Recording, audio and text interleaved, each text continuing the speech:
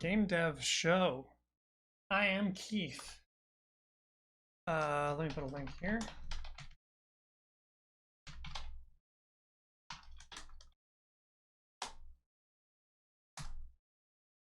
So today we're going to be talking about the value of games. This was a topic proposed by Brett Lowey, who is the lead designer and developer at Brain Good Games, who has also recently brought Oro back to life via a what's it called? Port for a Unity port, which he made from scratch, which is just amazing. He's also now working on the Dragon Bridge digital version, which is also going to be super amazing. I'm really pumped for that. And of course, his own games are fantastic and phenomenal. Solar Settlers, Minos Strategos, and yeah, I did a soundtrack for one of his games, his most recent game. So that was pretty cool. But yeah, Brett Lowey's awesome. Where he's also helped out a lot with Gem Wizards over the years, and not years, year I should say. So yeah, we're gonna have him on promptly and get going with this show here. I'd also love to have call-ins today. Let's do a little text thing real quick here, where we text. No. Sure, that was good. Change it to say something else.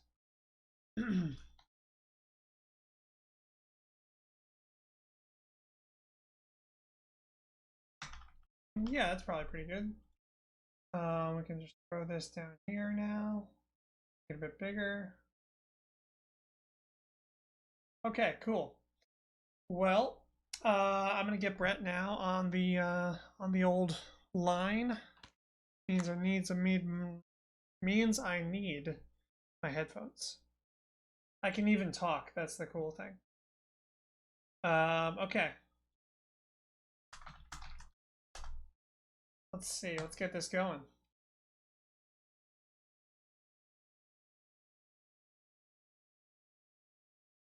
Hello. Hey, how you doing? Good. How are you?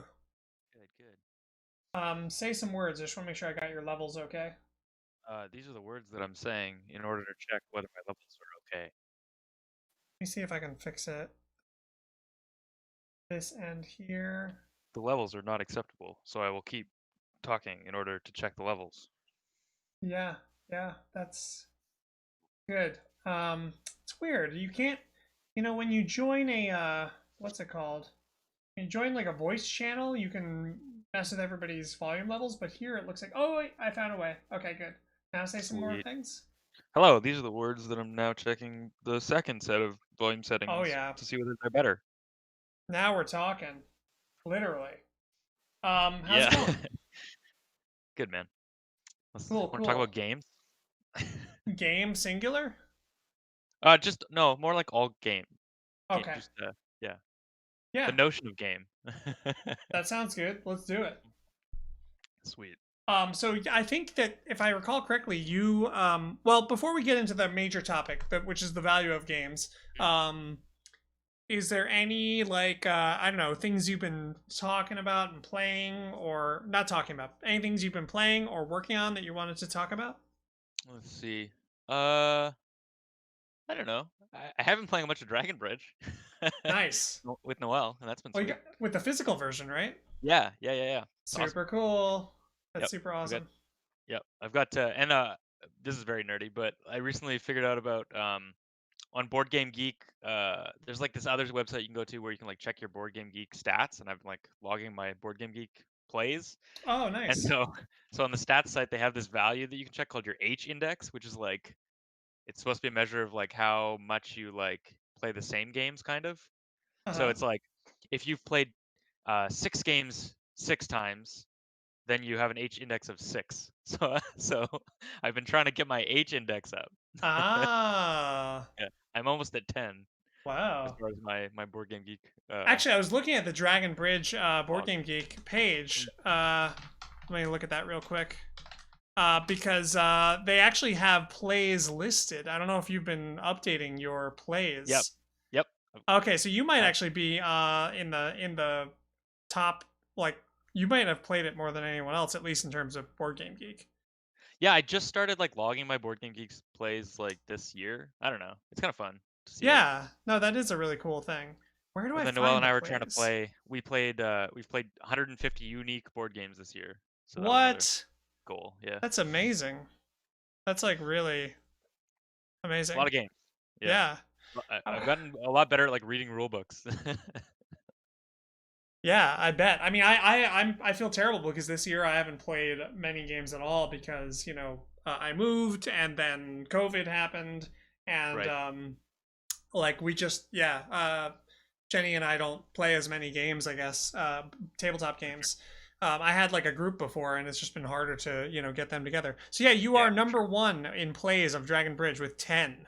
I'm the Uh, most play. mm-hmm. Great. Yeah, Rob Cedar is number two. We watch. He's Yeah. right behind you, nipping at your heels with I 7. better play some more. Yeah, Ward them off. yeah.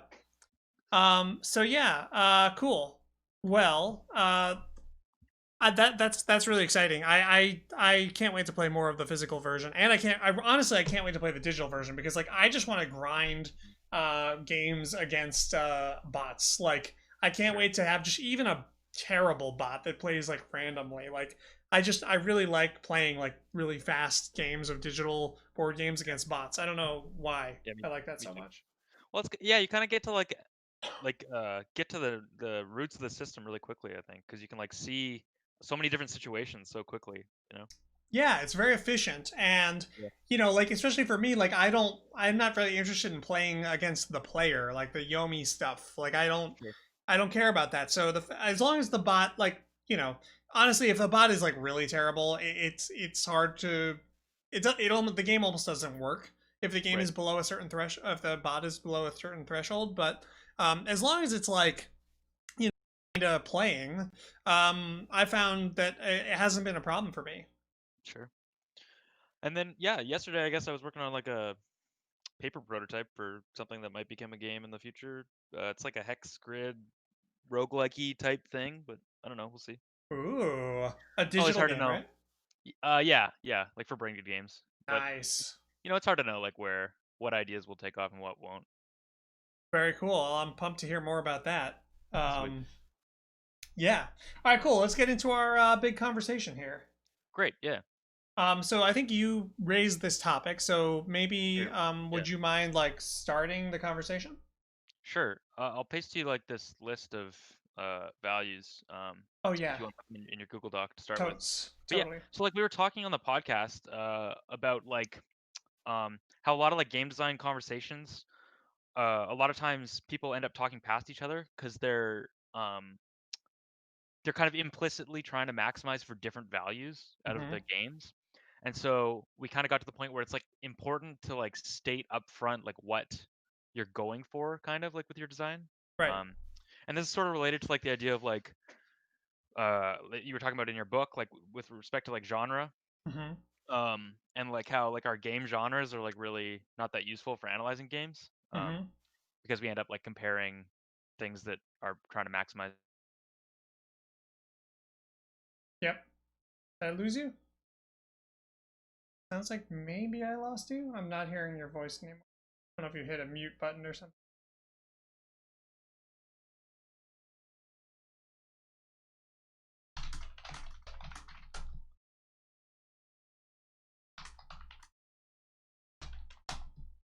Hmm. Appears that we may have lost Brett. But to carry off what he was saying, I definitely agree that we have to establish our standards. And let's just try restarting this call here. Everyone has to know what the standards are before you can do anything else. You still there, Brett? Yes. What was the last thing you heard? You were talking about how like genres are not very good Yeah. for making these kinds of value statements because they're. I mean, for one thing, I would say they're not terribly coherent. At least Right. at a systemic level, they're more like very loose signifiers, collections of signifiers that suggest certain. A lot of times it's just like aesthetic, or it's like, um, Yeah. you know what I mean. It's not really telling you what's happening in the game in any kind of way that would be useful to game designers or theorists. Yeah, a lot of times it's either like overbroad or like too specific. So Hmm. like a genre of like platformer or something is like bakes in so many assumptions already about like the game, right? Right. Um, and then like another genre might be like puzzle game, which like tells you almost nothing about like what the game is like, just more that there's like a grid of like abstract shapes or something, or I don't know. Yeah, yeah, I don't, exactly. Like games that have a grid or games that are turn based would all get sort of categorized together a lot of the time.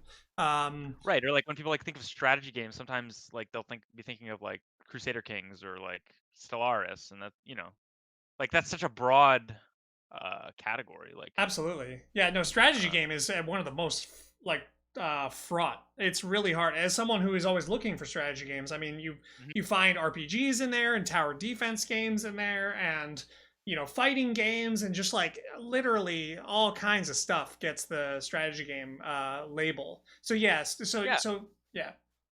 yeah, like in the values that like a game like Crusader Kings is going for, I think for a lot of players, or like Civ or something, Hmm. the values that they're maximizing a lot of times for a lot of players are like role playing type values, or Hmm. like um Fantasy. yeah, yeah, exactly. Rather than like decision making or something like that. It's like Right. just a completely different like design paradigm, But Sure. we call them both strategy games. So Right. yeah. So anyway, this is my first attempt at like outlining some of those things. Like this is the things that I care about more when I'm designing, and the things that I care about less. Yeah, I mean, one thing I will say is that like this is a general broad problem throughout all of talking about games is that like we're Sure. all always talking past each other because of these problems of like, a we don't have good words to describe things anyway. Like when you really want to get down to it and really describe to someone like what do you actually mean? What are you actually looking for? It's almost like you have to like paint a full design document to them. You know what I Right. mean? Like Right. you have to like start from scratch, and so that's one problem. And another way that we just got started. Noble Birds, good to see you. How's it going? Another like one of the ways that we solve that is also I think by having like a smallish community which we have here, and where there are certain assumptions. Like definitely there's less misunderstanding each other like at the KB Games Discord. I feel like than there Yeah. would be like I don't know. So I also admin at the game design subreddit, and there's just too many people there, and so it's like Right. everyone just got all these different ideas, and I like it's actually amazing to me that people are like spend time talking about games in those contexts because nothing connects, like no Right. everything everyone says just goes into the ether. Right. And I think another part of the problem is like because we're not like stating our values up front, kind of. Um, like people kind of skip past it, and so like one frequent thing that I get into is like this idea of like skill compensation, and so like Hmm. a lot of people think that like higher skill compensation is better, and they're like trying to maximize that skill compensation value, Hmm. and so the discussion kind of short circuits into like this game has like lower skill compensation, therefore it's worse or something like that. Right. Whereas like like that's not useful for either of the people that are trying to design, because like they've sort of already encoded whether or not they want that thing, and it's more about like what tools can you use to like increase this or decrease this, if that makes sense. Hmm. um, Yeah, yeah, and obviously, a lot of conversations about games are just like very broad value judgments, and that are not like unless you know what the person's actually measuring for are right. basically totally useless, Right. and really just like make each other angry anyway, and Yeah. uh yeah, and they wouldn't make each other angry if we sort of knew. And that was a big problem that I ran into a lot like 5-10 years ago, was Mm. just coming in with my sort of values and Mm. not necessarily explaining them to people. I mean, granted, that is a hard thing to do sometimes. Right. And that's something that we should talk about too, is like Yeah, like how do you go about explaining those values? Because it's Right. I think there's one thing where it's like, oh, you should always explain, your values before you start describing, making critiques and things like that. But it's like Right. a lot of times that's hard to do, right? Like Absolutely. you Yeah. would waste a lot of time having to do that over and over again. Yeah. It would be really nice if we just had this shared language for these values that we can increase or decrease or whatever, or aim for or Yeah, whatever. Yeah, so that we wouldn't have to, reinvent the wheel every time we have a conversation with a new person. right. Um, so that's what I'm trying to do. Let's try to do it. Okay. So these are your values, right? Like these are just Yeah. okay, cool. And Um so yeah, and maybe as a bit of a preamble, like a lot of these are kind of like re-lettered or like I use like a synonym for like to like get a bunch of them to have like the same first letter just so I could like remember them easier. mhm. Um, because it turned out that there was a bunch of them. So part of the project of what I want to maybe do today is like I have this like sense that some of these might be like overlapping, uh, like they might be actually the same value underneath or something like Uh-huh. that. Yep, yep. So there might not actually be 12. So anyway, we can Okay. talk through them and get that Let me kind of thing. catch up on chat real quick. Sure. Hollow says at most you should have you shouldn't have to go over your whole values every time. Maybe you could have a web page that states your values. You can link Hmm. to it to get out of the way. I mean, I'm lucky in that I have like a whole website full of those, and so do you. Actually, you have your Right. commandments, which is I think that's a really good example of like what you value, sort of, at least in a second order kind of way. Right. Or yeah, or we came up with like the playfulness. We did like some playfulness Mm-hmm. articles. 'Cause, like that's like something that's hard to express, and it takes like an article worth of like words to talk about. Exactly. Doing that. Exactly. Yeah. Yeah, we just don't want to have to reiterate the same things every time. That's what Holographic Doll Right. says. I agree with that. And Totally. it's worth investing. Sometimes it's worth investing. Herbivore says sometimes it's worth investing the time to be able to talk about what you value easily. Um, Mm.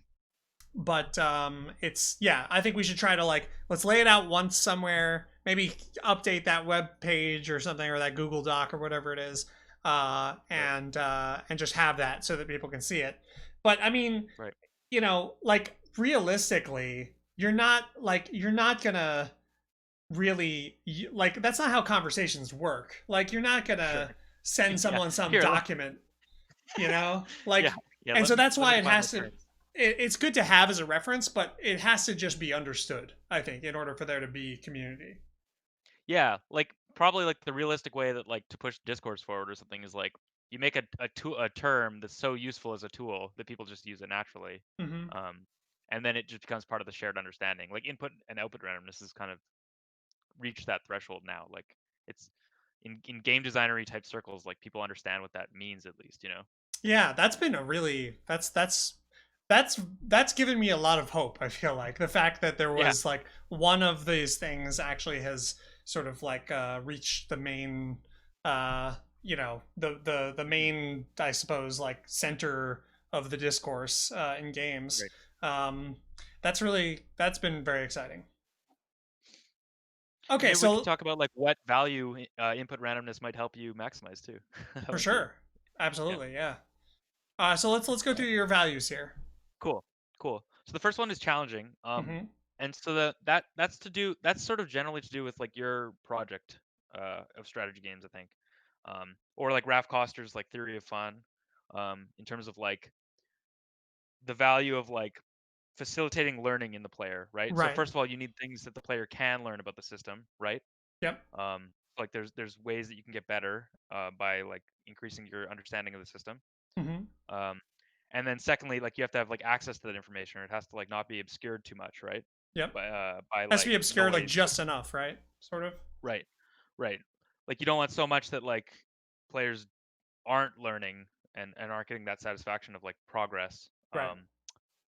So like well, too much output randomness can do this, right? Because it like severs the It basically causal link. means or not necessarily too Causal much chain. output like too much randomness in general or too much output randomness and too much variable randomness means that you have to play a lot of matches, and it may mean Right, that you have to play like hundreds of matches before you can actually learn a thing, and right, that would be like a really extreme example. Yeah. right. So that's kind of challenging, and I think probably both of us just like anybody who's kind of embarked on this project of like decision making type strategy games, or like in your taxonomy, like yeah, like strategy games, right?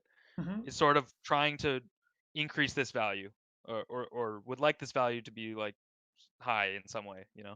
Sure. Um, so I don't think that's very like it's maybe like controversial like outside of our community whether that's important, but like within our community probably less so. Well, and I mean, to be honest, like there's a lot of kinds of games where I would not say challenging is important. Like there's a lot Totally, of, totally. right? Yeah, I mean, A so it party game, depends. right? Like A party game, or like just like a little narrative art game, or like a right, visual novel, or there's all kinds of sure. things where to me, and in fact, like I just started playing Yakuza, Mm, and one of the things that I've kind of been liking about it is that it's not.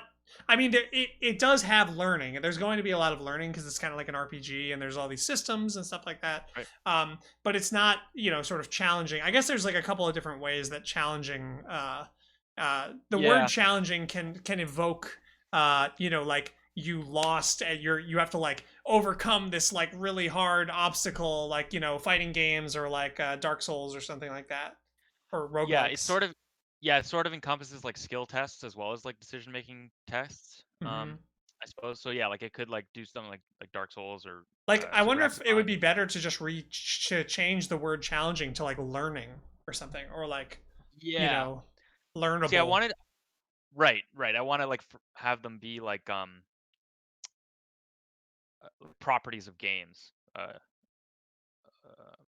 so I guess they're Hmm. adjectives, or no, they're descriptions. Yeah, yeah, like Yeah. a challenging game. They're adjectives. Yeah, Right. Okay. I know what you mean. I'm not sure that like challenging have to be, you'd have to like sort of prescribe a definition for that, but that's sure. how it is in games. So, that's fine. Amenable to learning is really what I'm getting at there. Okay. I Um, like that. I'm going to write that as a note. sure, Um cool. So to the next thing? sure. So yeah, the second one is like, and this is sort of related to like your big grid size type of Mhm. thing, I think. Um, and also like the fact that like League of Legends has like over 100 heroes or something like that, or Magic has like over 10,000 cards, um, that sort of thing. So Uh-huh. this is that sort of value, and this is something that I value as well, which is like Okay. variety. So like the Let me game presents you let with a me pause you. large. Let me before I actually get into that. Let's do this. Between each of these, let's go back to the chat and like just catch up on what people are saying. Sure, sure, That's sure, sure. probably a good idea. So okay, no more birds is here. And let's see. Herbivore says learning the ideal place to stand in front of a guy and hit X until he disappears. Yeah, yeah. That Yeah, is. you can learn. I've learned in Yakuza that it's all of the places are the ideal place. Um, okay, no more bird Right, says that's the innovation of Dark Souls is like only certain places. yes, yes. Um, an important part of something being challenging is that it's always relative to the player. That's a good point. Right. Yep. Um, yeah, Right. So that's single player ladder is like a really good way to, is like a really good technique to maximize this value, right. I would Um, say. yeah, for sure. I mean, I think like difficulty is very related to the idea of learning because it's hard to learn when you have like 100% chance to lose, and it's hard to learn when you have 100% chance to win. Um, Maybe it'd be useful to have like another column on your spreadsheet there, and put like tools or something like way or right. like techniques, you know, because like single Sure. player ladder is like really good for this or something, you know, like this is a way you Uh, can do it. yeah, I could do that. Well, let's insert a row above. Here we go. So this is the value. This would be the like synonyms or Description. something. Yeah. Description. And then what was it? Tools, I guess, like tools for achieving that. Like a tool or a technique. Yeah, tool or technique. Yeah. Okay, cool. So yeah, for example, we mentioned for I should really have these all in their own rows, but don't have time for that. So yeah, Yeah. Like sorry. challenging the some tools would be like uniform slash input randomness. Sure. Yep. Um, Absolutely. yeah. And Okay. then like a single player ladder is another good tool. Right. Single player elo. Yeah. Okay. Let me catch up. Um, Finish what No More Birds was saying. yeah, For my adventure game cool. project, the idea of challenging to me is that you want to push players out of comfort zones. Yeah, like just enough so that they can learn something, right? I guess. I think that's the idea. Uh, wow, very forgiving. Oh, that's about my Yakuza comment. Herbivore. Dark Souls is the Dark Souls of standing in front of a guy and hitting X until he disappears. Yeah, yeah, yeah. Fault Ariel is infinite depth relevant to this definition of challenging, or does amenable to learning mean indefinitely, or would it be applied to something that you could realistically learn completely? They seem like different kinds of things. I would just say it doesn't matter if it's infinite or finite. Like, you know what I mean? Like, ideally you want more, but like in practice, it's gonna be finite at some point, right? Yeah, sort of the Zen master answer to that question is like it depends how long the player is going to play this game, right? Mm-hmm. Yeah. And so like, like players kind of if the reason that they're playing this game is for this value, Mm-hmm. um they'll kind of naturally stop playing when they stop learning. Um Right. Yeah. I mean, that's so sort of what boredom partially is, right? I think. right, right. So that's sort of like built into like human, I don't know. We don't have to like you could make the like from a consumer product perspective or something, Mm-hmm. like you can make the argument that like this game didn't provide challenge for long enough to justify my purchase or something like that. Yeah. But I don't know, like yeah, whatever. That's kind of neither here nor there. Yeah. No, I get you. Yeah. Okay. Cool. So anyway, we were talking about changing and expansive. This is the next topic. Right. And you were talking about how like kind of like a wide. That's what sometimes we would use the word Yeah. wide for that, right? Right. Width, or Right. rather than depth. Yeah. So like as a description, yeah, yeah, with for sure, and like presents. I like the idea of like it presents different situations to Like the player. variety, right? What you already wrote down. Yeah. Exactly. So like this is a game state or a situation that you've never encountered before. Right. So theoretically, like sometimes like the problem is like that just raw variety isn't enough, right? Because it has to be like strategically different, or um, like what would the word be? Like practically different. Um, Yeah. I mean, I think. Well, ask. Let me ask you this: why do you want that? because well, there's let's see. My the reason I'm asking is because I suspect It's like a that's part of that's like one of the ways you achieve the challenge, the learning thing, right? It's like sure, we have this big system, and then we have all these different like tools that can be applied to the system, all these different characters or spells or whatever, and they're all different tools that allow us to see this system from a slightly different angle and that's true. learn more about the system. That's So true. in fact, changing expansive may even be a tool or technique for challenging. Does that make sense? Possible, but I also think there's like a novelty value to it. There's Okay. something like exciting about like discovery, um, or or I don't know. I think there's something else, but I see what you're saying, and it's Mm-hmm. absolutely possible that like you can see this as like contributing to challenging. Mm-hmm. Totally agree. Okay. Um, but and then for a technique for changing, I would say like content is one, obviously, like randomized Mm-hmm. content or like proc gen levels or something like that. Um, uh, character select, asymmetry, something like that. Right. Asymmetrical characters, etc. Right. Um okay. Yeah, so That's a good my point, though. That's a good point. I like that. yeah, like I feel like there's two ways that this manifests, and sometimes it's hard to know whether an individual instance of this is one thing or the other. So like there's this Sure. debate in League of Legends or like a game like that is like, are they changing the game just to change it, just to make it different, just to Right. just for novelty's sake, or are they changing it to pursue a sort of like perfect League of Legends, or not perfect, but you know what I mean, Right. like Yes. heading further and further and further towards the best version of League of Legends that they would ever know how to how to create. And Right. so there's those are the two ideas about, and like I tend to think that actually like novelty and like changing things sort of for its own sake is like historically I would definitely have said that's just bad. Um, and but at the same time, like I guess these days I'm sort of thinking like it's maybe not as harmful, but it is a different value. I think that it should Like be delineated. sure. Like even if you go with like the content treadmill type of design pattern or something. Like say Hmm. that League of Legends is just making new champions and changing things just for the sake of novelty, right? Yeah. Like that's still contributing to the, like to your point, that's contributing to the challenging. Like it's resetting the challenge kind of, because Right. it's like now there's a new game to learn actually, right? Yeah. So yeah, I don't know. Well, I guess Like that, like, if you don't consider any of the costs too, that's the thing, right? Because right, when we think about right, like now League of Legends has like 170 characters or something, there's like this massive learning curve on the game, and right, characters are starting to lose their identity.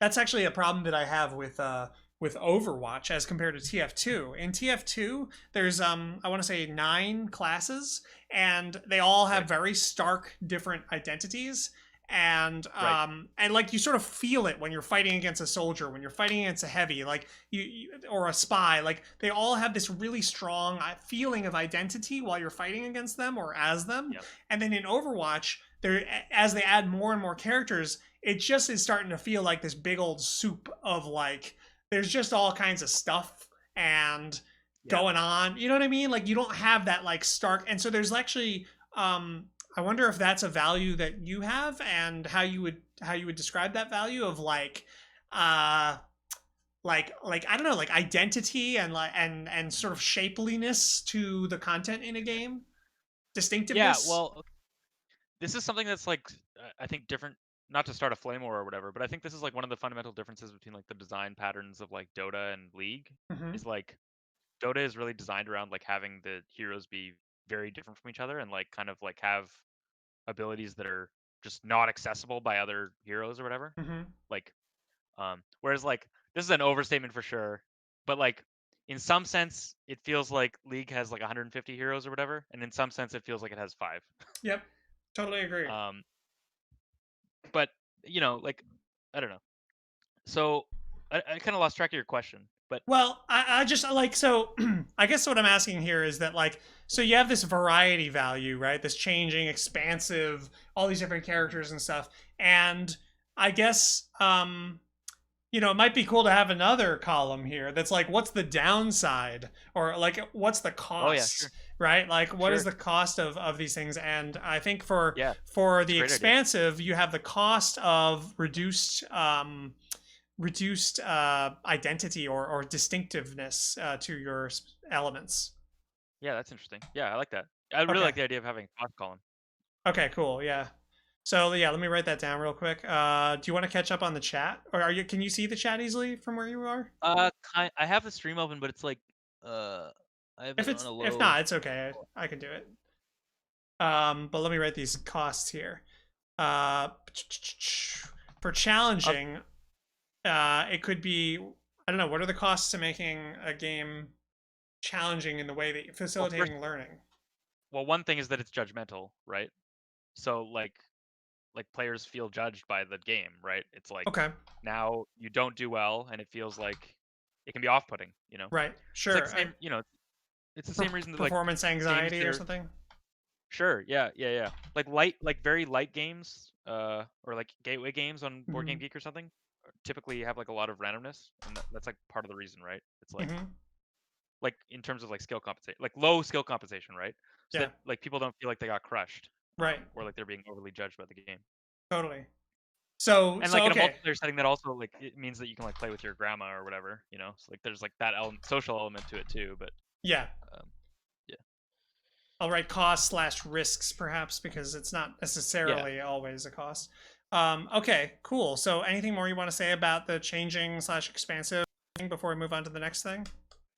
Well, I'll also say that like in League, like because there in some sense are like 5 champions, um, like that also makes it like a lot easier to like get like first of all learn the game and like come back into the game after a patch or whatever. Hmm. Because it's like I don't read like I'm not like a hardcore League player, or I'm not like super invested. So like but I can come back to the game like after months or years or whatever and still like kind of have an idea of like how things are going to go, because like it's like an ADC and a support in bot lane, and then like I know like the general structure of these things, and like Yeah. ADCs are trying to get a bunch of money and then like do attacks and like get protected by the tank, and like the dynamics stay the same.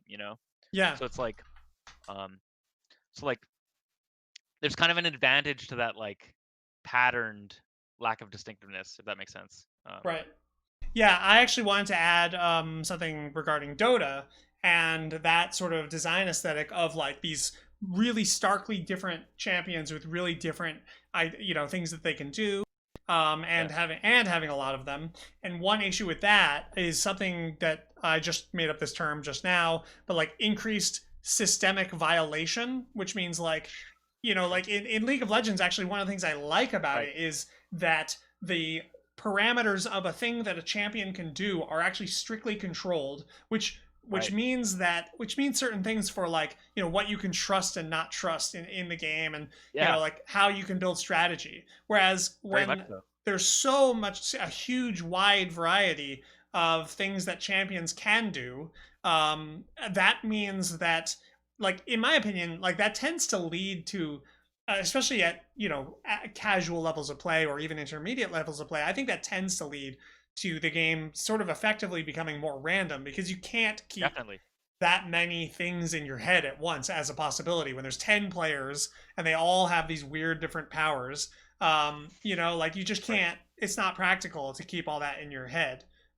Even arguably that's true for League of Legends sometimes. But you know what I mean? Like, so anyway, yeah, this like systemic violation. Like, I like that League of Legends sort of feels like it has, the reason that the champions are so restricted is because it's kind of like it's got a little bit more, I guess you could say, structure, that like, and that Sure. structure, certain characters, if they can do certain things, they're violating that structure and like softening that structure in a way. And Yeah. sometimes you want to do that, but there's also, that is a cost. Yeah, you end up in, like, you get this depth of like the draft or whatever, the highest levels of play, but then like, yeah, like there's this knowledge test situation that arises in Dota or whatever, where it's like you can't get away. A lot of times you can't get away with not knowing what an ability on the enemy team does in Dota. Hmm. Like if you don't know what Black Hole does, that's a huge problem.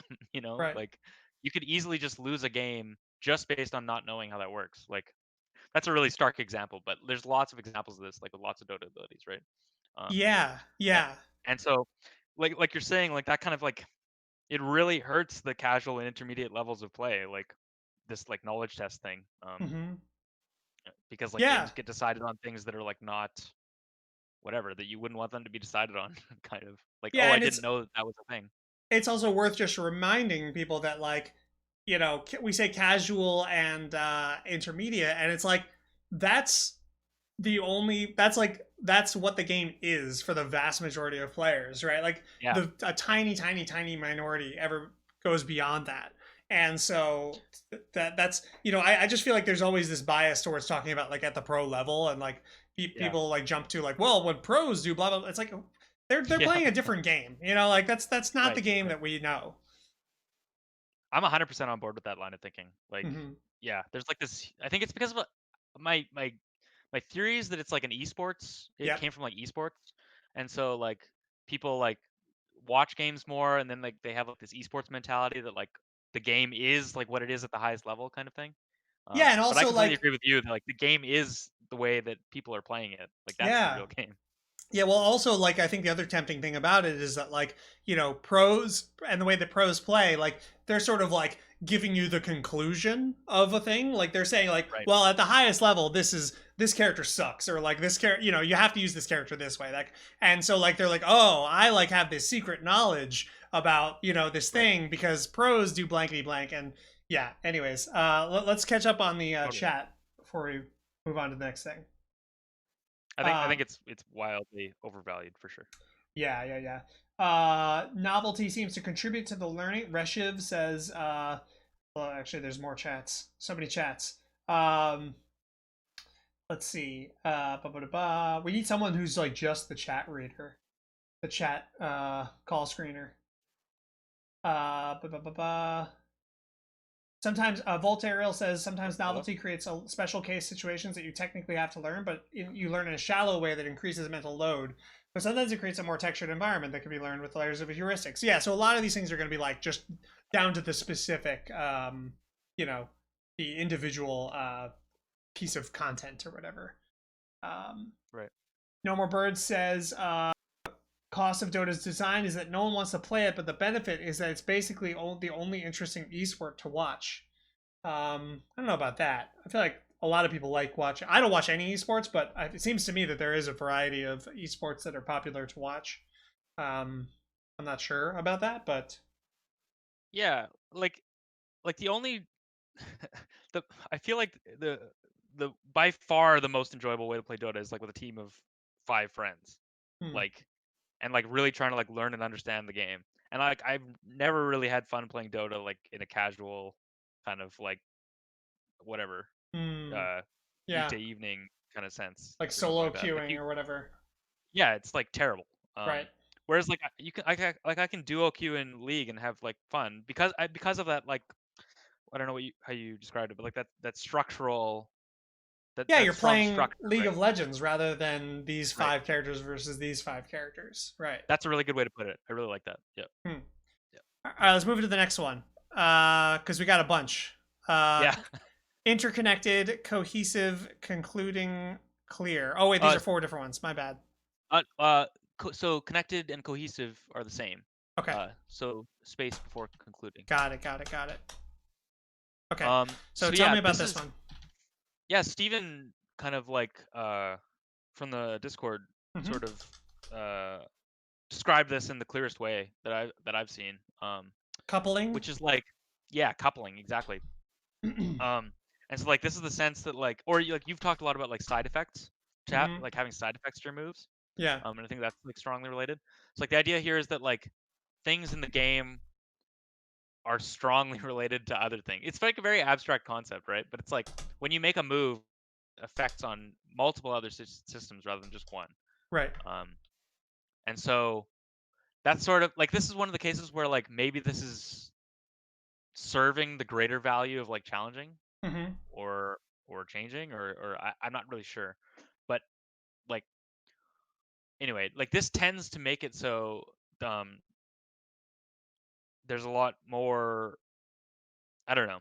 So, There's a lot more like so implications to the things you do. what I would say is this is a way that we achieve some of these other values, like challenging and the variety thing, Sure. without having, with minimizing some of the costs. In particular, we didn't talk about harder to learn for expansive, right? But if things Yep. are more interconnected and more sort of like elegant, then it can be easier to learn and still have a lot of possibility space, right? Like a lot of emergent Right. complexity and that kind of thing.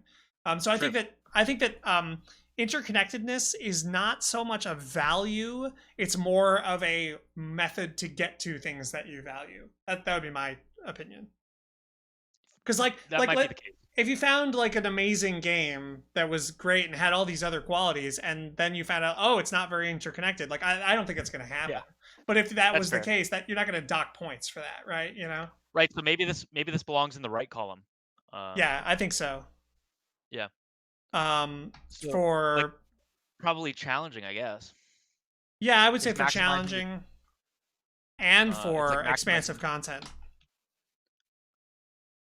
right? Because Yeah. by using emergent complexity, you need to rely less on inherent complexity. Sure. Yeah. Uh, Yeah. I think I agree. Yep. okay, cool. uh, So we uh, skipped one actually. We skipped charming. charming. Yeah. But I'm before we trying to get into remember what. charming, let's Sure. just say Herbivore says wasn't Steven's argument that coupling is good because it makes it harder to learn the system? Uh, I don't remember what Well, Steven said, but I would say it makes the game more deep and makes it easier to learn at the same time. That's like the idea, right? yeah, that's an interesting point. Like, I think there is like a conflation here between like when we're talking about being amenable to learning, right? Are we talking about there being like a lot to learn, or are we talking about like The speed maximizing of the rate? learning. Yeah. Right. Exactly. Yeah. Yeah, so I think that Um. it increases the speed of learning, which like effectively increases the size, or the total depth size, because you have a finite number of times you're going to play the game. It gets you into that depth further for everybody, right? Like Right. everybody, Right. if everyone's moving at a faster speed, they're accessing the depth more, right? Mhm. Yeah. Well. Yeah. And that's true. I think, but also like I think the more important thing for me anyway is like that it's the point that you made earlier where it's like there's more depth now because of the interconnectedness, but Hmm. we're not having to add more rules kind of thing. Right. Um, so that's like why I would value, because this is probably a whole nother podcast, but like I don't think I value like the speed of learning thing as much as um, other people do.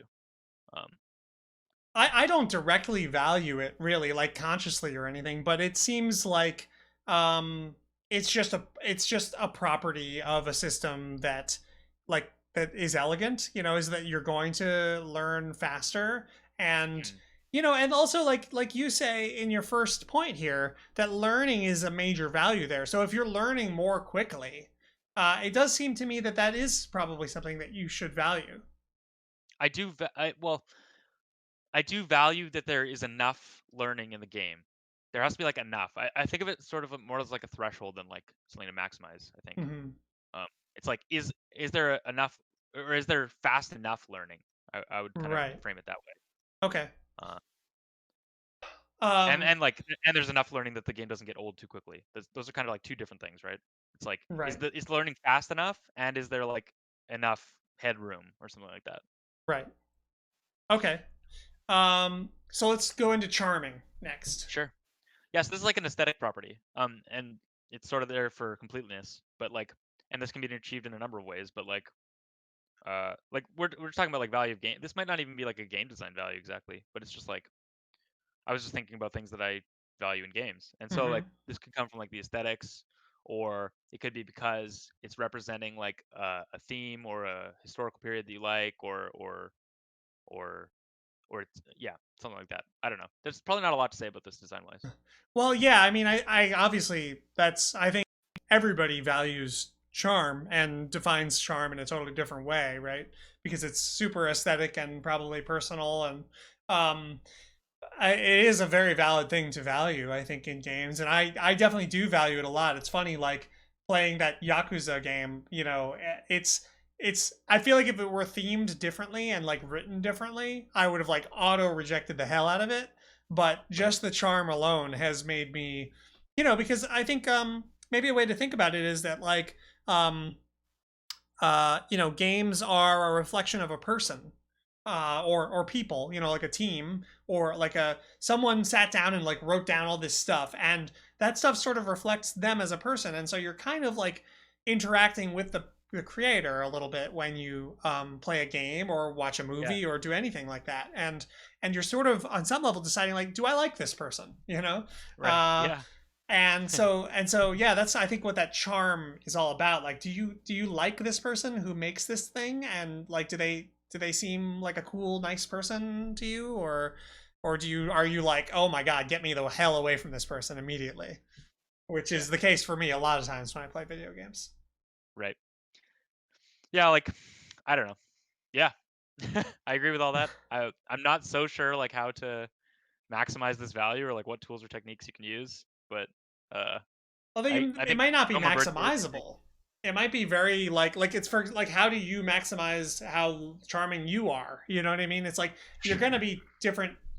Maybe there's some like manners or something, but like even that's gonna turn some people off. Like you can never win everybody over. I feel like it's gonna be certain people are looking for certain things. Yep. So anyway, I value this in games. Okay, sure, yeah. I'm gonna put this one um. at the bottom, like with like in like a non-game design sort of section, maybe. Oh, charm. You always go to the bottom. Poor charm. It's important, but we can't use this chart with it as much. Let me True. catch up on the chat real quick. Um, No More Birds wants us to put charm at the top. at the top. Oh, okay. All right, we can do that. Sure. Let's do it. I'm gonna have to reformat all these rows just for No More Birds. It's important, okay? It We is. all It agree it's is. important. We just don't know how to do it. Yeah. I think No More Bird says, I think maybe the game design importance to charm is that we often underestimate how important charm is to making a game that people want to play. Yeah, I would Sure. elaborate on that by saying, like, anytime you learn a game, and this is really starkly clear in board games where you have to sit there reading the rule book. And Mm. I know you said you're getting good at it now, Brett, but like it's agony a lot of the time. Like it's just Well, so boring. that's why you have to get good at it, because you're trying to Yeah. get through it as fast as possible. It's such a nightmare sometimes, and but what you do is like you power through that because you have this like trust, right? And you're Yeah. like, I believe that I have faith that, if I just hang in there and stick it out, like this is going to be worth it. And I think that charm really helps players to like have that initial faith and that trust, right? Well, yeah, I don't think that there's a lot of, maybe in like certain circumstances, but I don't think there's like a lot of inherent joy in like memorizing rules. Hmm. Like maybe I don't know. The crouch I, mode I don't I says don't. it's only agony when the rulebook is bad, and so I mean maybe it's possible every single rulebook I've read was bad, and that the crouch mode knows about the 10 good rulebooks in the world. But Yeah, I know a lot of rule books that make the game easy to learn, but it's still not like enjoyable exactly. uh Like it's enjoyable for me sometimes, like as a game designer, because I can I'm thinking about like the systems that they've used to achieve certain ends or whatever. hmm Um, so that's sort of like interesting, but it's not like like, oh, I'm sure I'm glad that I memorized that like these pieces can move 2 spaces or whatever. Like I don't know, it's not yeah. like inherently fun. Reshiv says charm seems like one of the many aesthetic values. Some people might value a cool badass aesthetic instead. But like I think that we would put that in with charm, right? Like if Yeah, somebody's looking for a cool badass aesthetic, they would say like, "Oh, this is charming. I'm charmed by this cool badass that's on screen or this like that's my sexy lady intention. or whatever it is," right? Yeah, that's my intention with that value, to like encompass those types of like aesthetic preferences, Yeah, it's not or like indicating a specific kind of charm, right. but like, I'm not trying to. Maybe there's a better word that we could some use. people find like Saw, the movie Saw, charming. You know what I mean? Like Right. in a certain way. Well, So it is. it. Yeah, yeah. Like, it's kind of charming, like how it's like a goofy premise, but like told so seriously and stuff, and like yeah, Mhm. Sure, yeah. Um, okay, let's go on to the next value. cool. Concluding. What is This one I got this? directly from you, Keith. All right. So this is just the idea that game. I'm pretty sure anyway. This is the idea that games should always be moving towards their conclusion. Mm-hmm. And this is a very simple one, but I see it not done all the time. Oh, Um, and yeah, and the reason for this is simple to describe too, which is that I don't think players should ever have to make a decision between like their own enjoyment and like the strategically best move. yeah. And so sometimes in games, like the best thing to do is to like turtle or to prolong the game or whatever, like make things take longer. Mm-hmm. That's like the strategically best option. But it's Yep. like I don't want to play this game. I don't want to make this game longer or play this for longer in this boring way or whatever. Yeah. Um, so Something. one Go easy on. way to circumvent that is to like have the game always be moving towards its conclusion naturally, so the players don't ever have to make that sort of uh, judgment. Yeah. A bunch of years ago, I remember thinking about fighting games, and this is like this sort of game design thought experiment thing that like a lot of people, I'll say it to them and they'll just be like, "So what? That doesn't matter at all." But I do think that there's something really important and telling in it, which is in fighting games, especially if you don't have a timer on. Let's say assume you don't have the timer on, which a lot of times, like most of the time I ever play a fighting game, I don't play with a timer.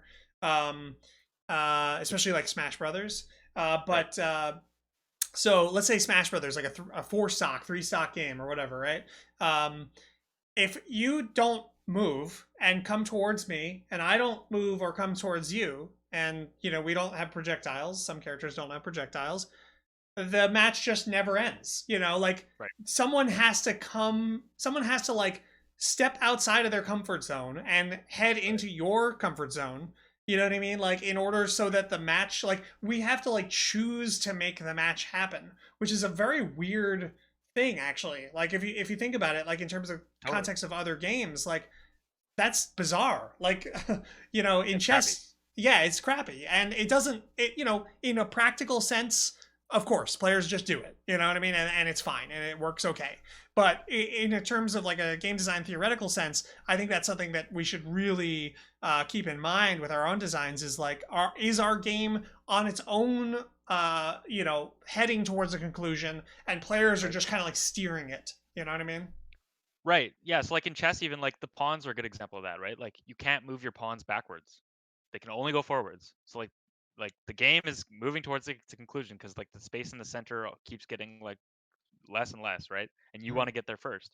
Um, so that's like a good element of chess, like that conclusion thing. Or like in like the new battle royale games, right? Like that's like one of the design innovations there that like has made them work really well. Is like the island keeps getting smaller and smaller, right? So it's like that pushes people to like interact and like have these interesting situations. Right. And they don't have to decide like because then like a natural thing in that kind of game is like to camp out in a house and just like point your reticle down the stairs and like wait until Mm-hmm. somebody comes up and like just stay there until you win, right? But Yeah. then it's like now we have this thing where the game's concluding and the game works way better. It's like Yeah. there you go. Yeah, totally.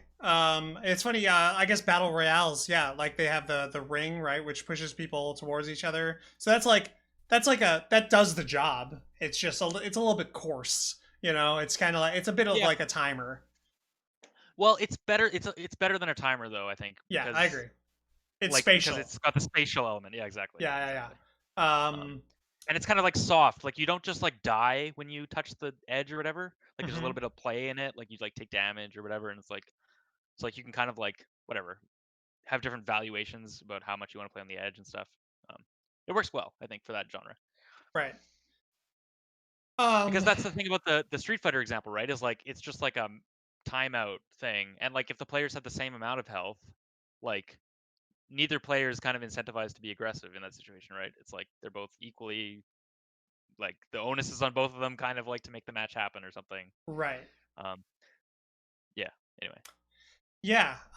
This one is hard to write tools and techniques for because I actually feel like there are cheap things you could do, like add a timer or add a little ring that's shrinking or whatever.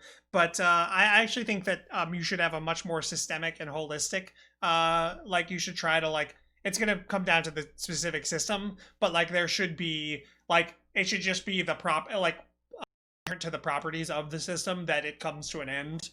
You know what I mean? what? Like Yeah. because of the physics of the system. One thing we could talk about here is a little bit is like avoiding state reset. So Hmm. like avoiding like healing or moving back to some like with the pawns, like where they can't move Yeah, backwards, that's a or good point. like, when you like actor removal or something like that, Hmm. where like Stock, I kill you. stock in Yeah, Smash Brothers is kind of like that as well sometimes. exactly. So like yeah, there's lots of examples of that kind of thing. Yeah, or Norma Birds put it well, like avoiding things that move you away from the goal. Exactly. Yeah. Um, and then yeah, like when you have like a hard limit or whatever, or like something that's forcibly moving the game to the conclusion, like a ring, try to make it not like a hard and fast thing, and try to make it tie into the rest of the game somehow. So that, like that's tying in like in a spatial way, right? And it's Hmm. not a hard and fast like you just lose if you touch the thing. It's like a little bit softer. It's Right. like it's gently pushing and not like a hard cutoff or whatever. That's better, I think. Yeah. Yeah. Ephemeration says resets seem to compensate for runaway randomness, and yeah, but why don't you just not have the runaway randomness in the first place? That would be my answer to that one. It's like you're solving a problem with another problem for the original problem that shouldn't have been there in the first place. I feel Oh, like. that's another. Yeah, that's another good technique actually. Snowballing. Like having snowballing mechanics does this too, Uh right? huh. Because then it's like the game will move towards its conclusion because Yeah. somebody's like getting a runaway power level, and then you just want to make it so that they can like formally end the game once they've reached like some threshold of like awesomeness or whatever.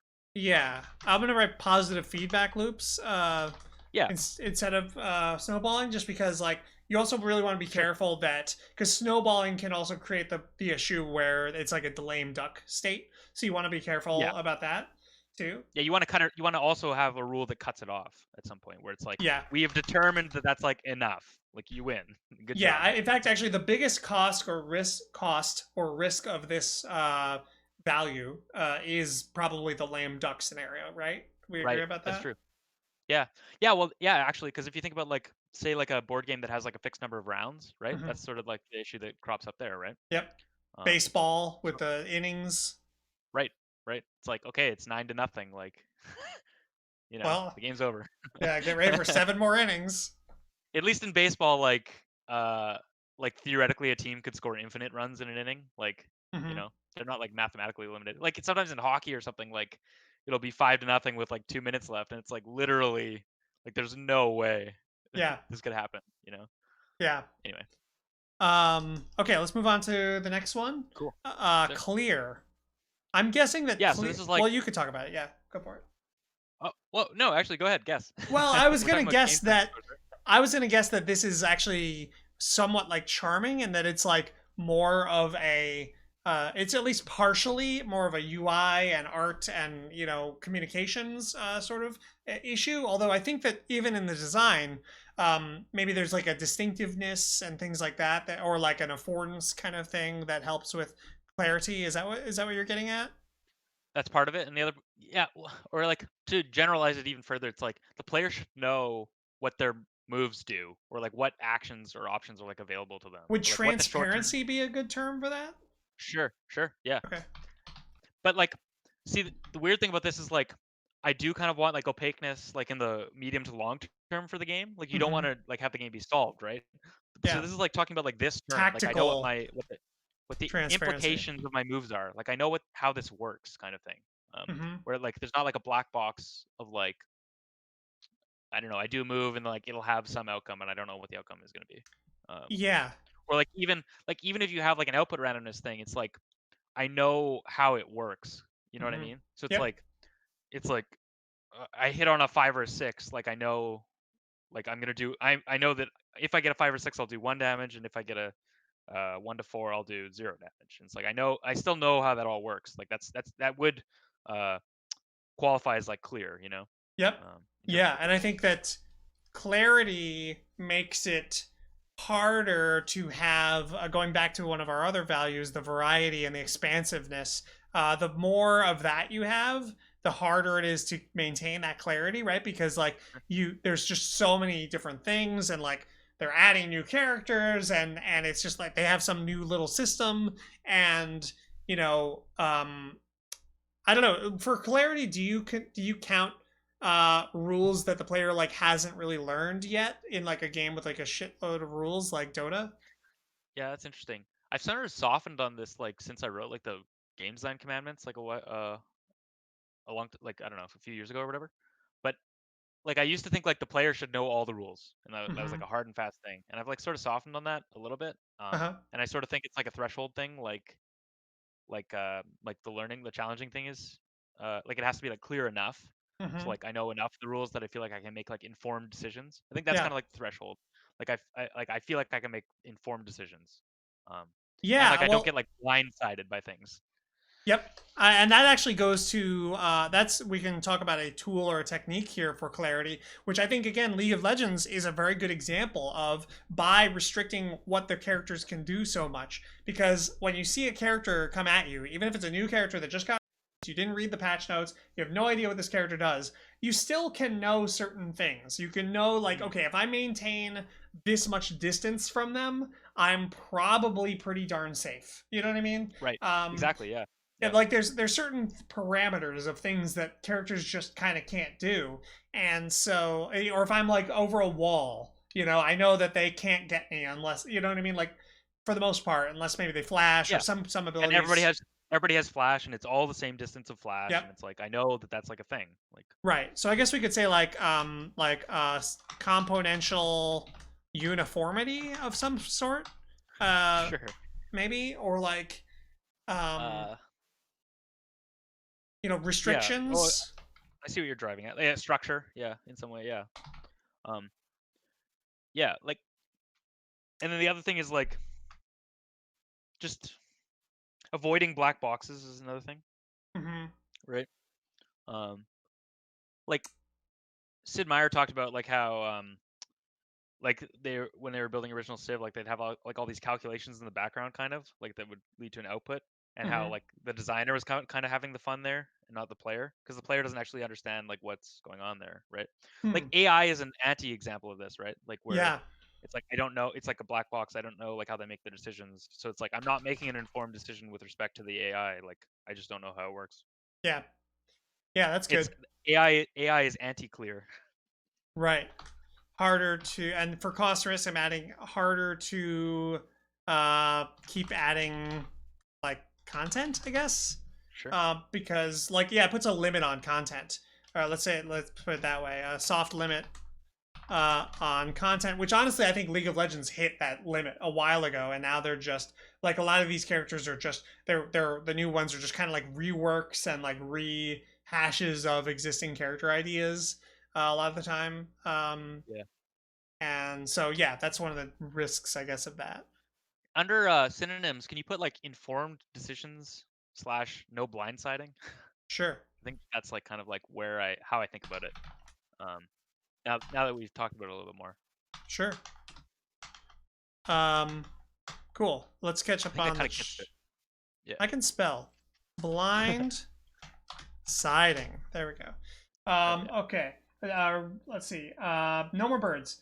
I think my recent thought on game design is I tend to want more mess in games. Too clear, streamlined, and anodyne can take a lot of the life out of a game. I totally agree with that. Like, and I think that you can see that in the course of my games. Like, I think Gem Wizards is the biggest and messiest game ever because, like, for one thing, mess is good for playfulness, which I think that's probably one of your things later on, right?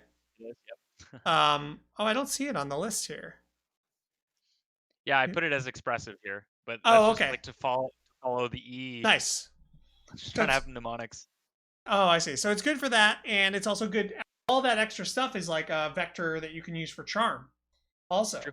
True. Um, so yeah, I'm definitely more warmed up to mess. I also think that the mess is good for strategy games because the details of the tactical right now are sort of like undervalued a little bit, and you're more just like, okay, yeah, I know there's like a bunch of units over there on that part of the map, and like, yeah, they have all their own weird shit and whatever, but like, I just generally my strategy is I need to like move over this direction, you know what I mean, Totally. or like that kind of thing, more Yeah. broad, long arc kind of things.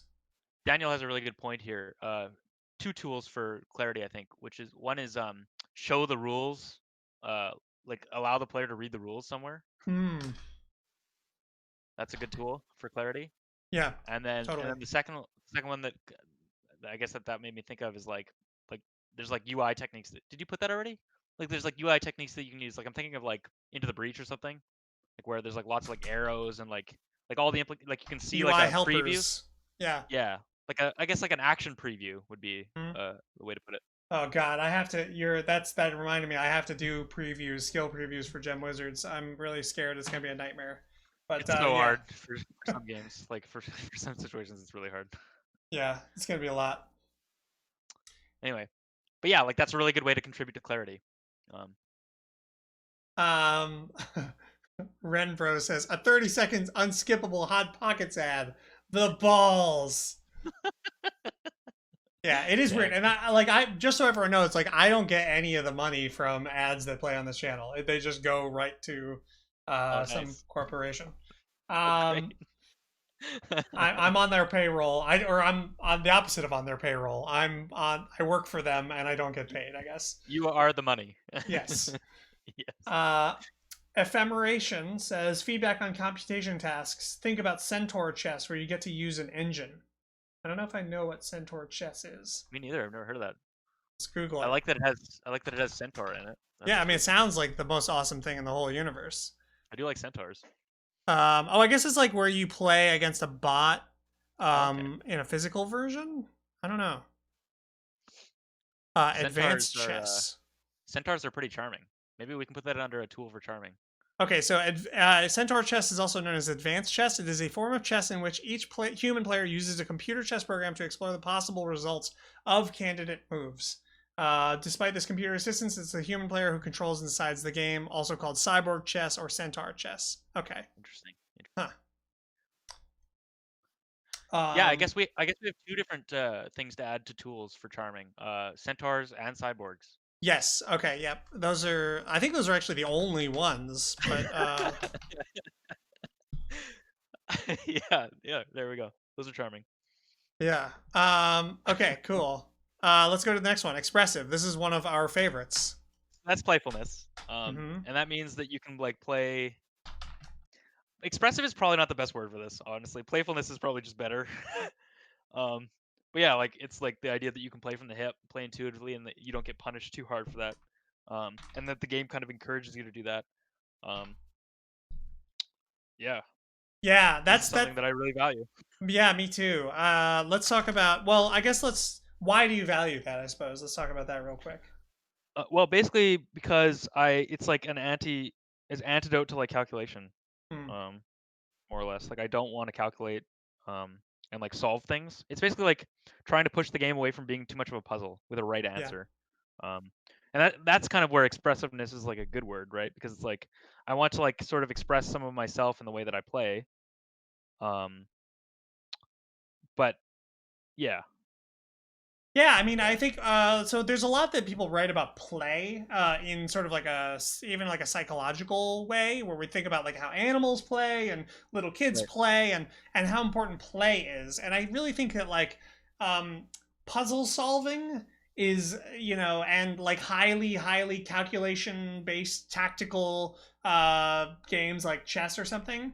Um, they don't really feel like they don't really capture that sense of play, right? I Like completely agree. Yeah, yeah, and like toys do. I think toys are very playful. Like you can kick a ball around and just bop it against the wall. And strategy games are in this weird middle place where they have this really goal-oriented nature, where you're trying to win. You're like pursuing a goal, and it's hard, and you might lose, and it rejects you and tells you that you suck, and all that kind of stuff. But at the same time, while you're doing it, it has that like kicking a ball against all kind of feeling, or at least it could and can. And I really value that so much as totally. compared to, and it's a reason that like I don't like ancient abstracts. I don't like any of them at all. Like I've played a ton of them. I played hours and hours and hours and hours waiting for myself to enjoy them, and I never enjoyed them. And I really think that the bottom line way to express why I haven't enjoyed them is a lack of a feeling of playfulness.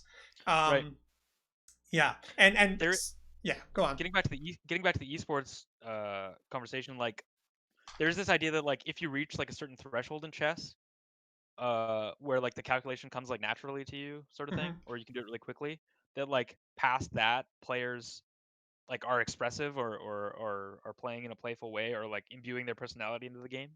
Um, but again, that gets back to our earlier argument that like that's not the way most people play, right? Like Yeah, for most people, doing the calculation provides you with like a huge advantage. yeah. And so yeah, I mean, that right there is the safe argument. That's a solid argument. My much less solid argument that I also feel is true is I call bullshit. Like I don't buy that yeah, chess, just knowing what it is and how many tiles there are and how much each unit can do. I just like I can't conceive of the idea that it could become playful in the way that I mean playful. Like it just right, doesn't have the resolution. You know what I right, mean? Like but maybe it's possible, I guess, that like that I just they're on like this crazy level of where it just becomes this totally different animal, and maybe that's the case, and so that's why my argument's not very strong, but it is sure, my sense that like I don't think chess would ever become what I'm looking for in right. games. The ideal is that like in playing playfully or in playing with your personality or in playing creatively that you actually give yourself an advantage. Like that's like Mm, what we really yeah, want to shoot for, you know? Like it's like not only is like calculation not that valuable, but it's like it's actually better for you to like try to play like yourself, you know? Like or like I can't try to like play like somebody else. Like it'll make me play worse kind of thing. You know what I mean?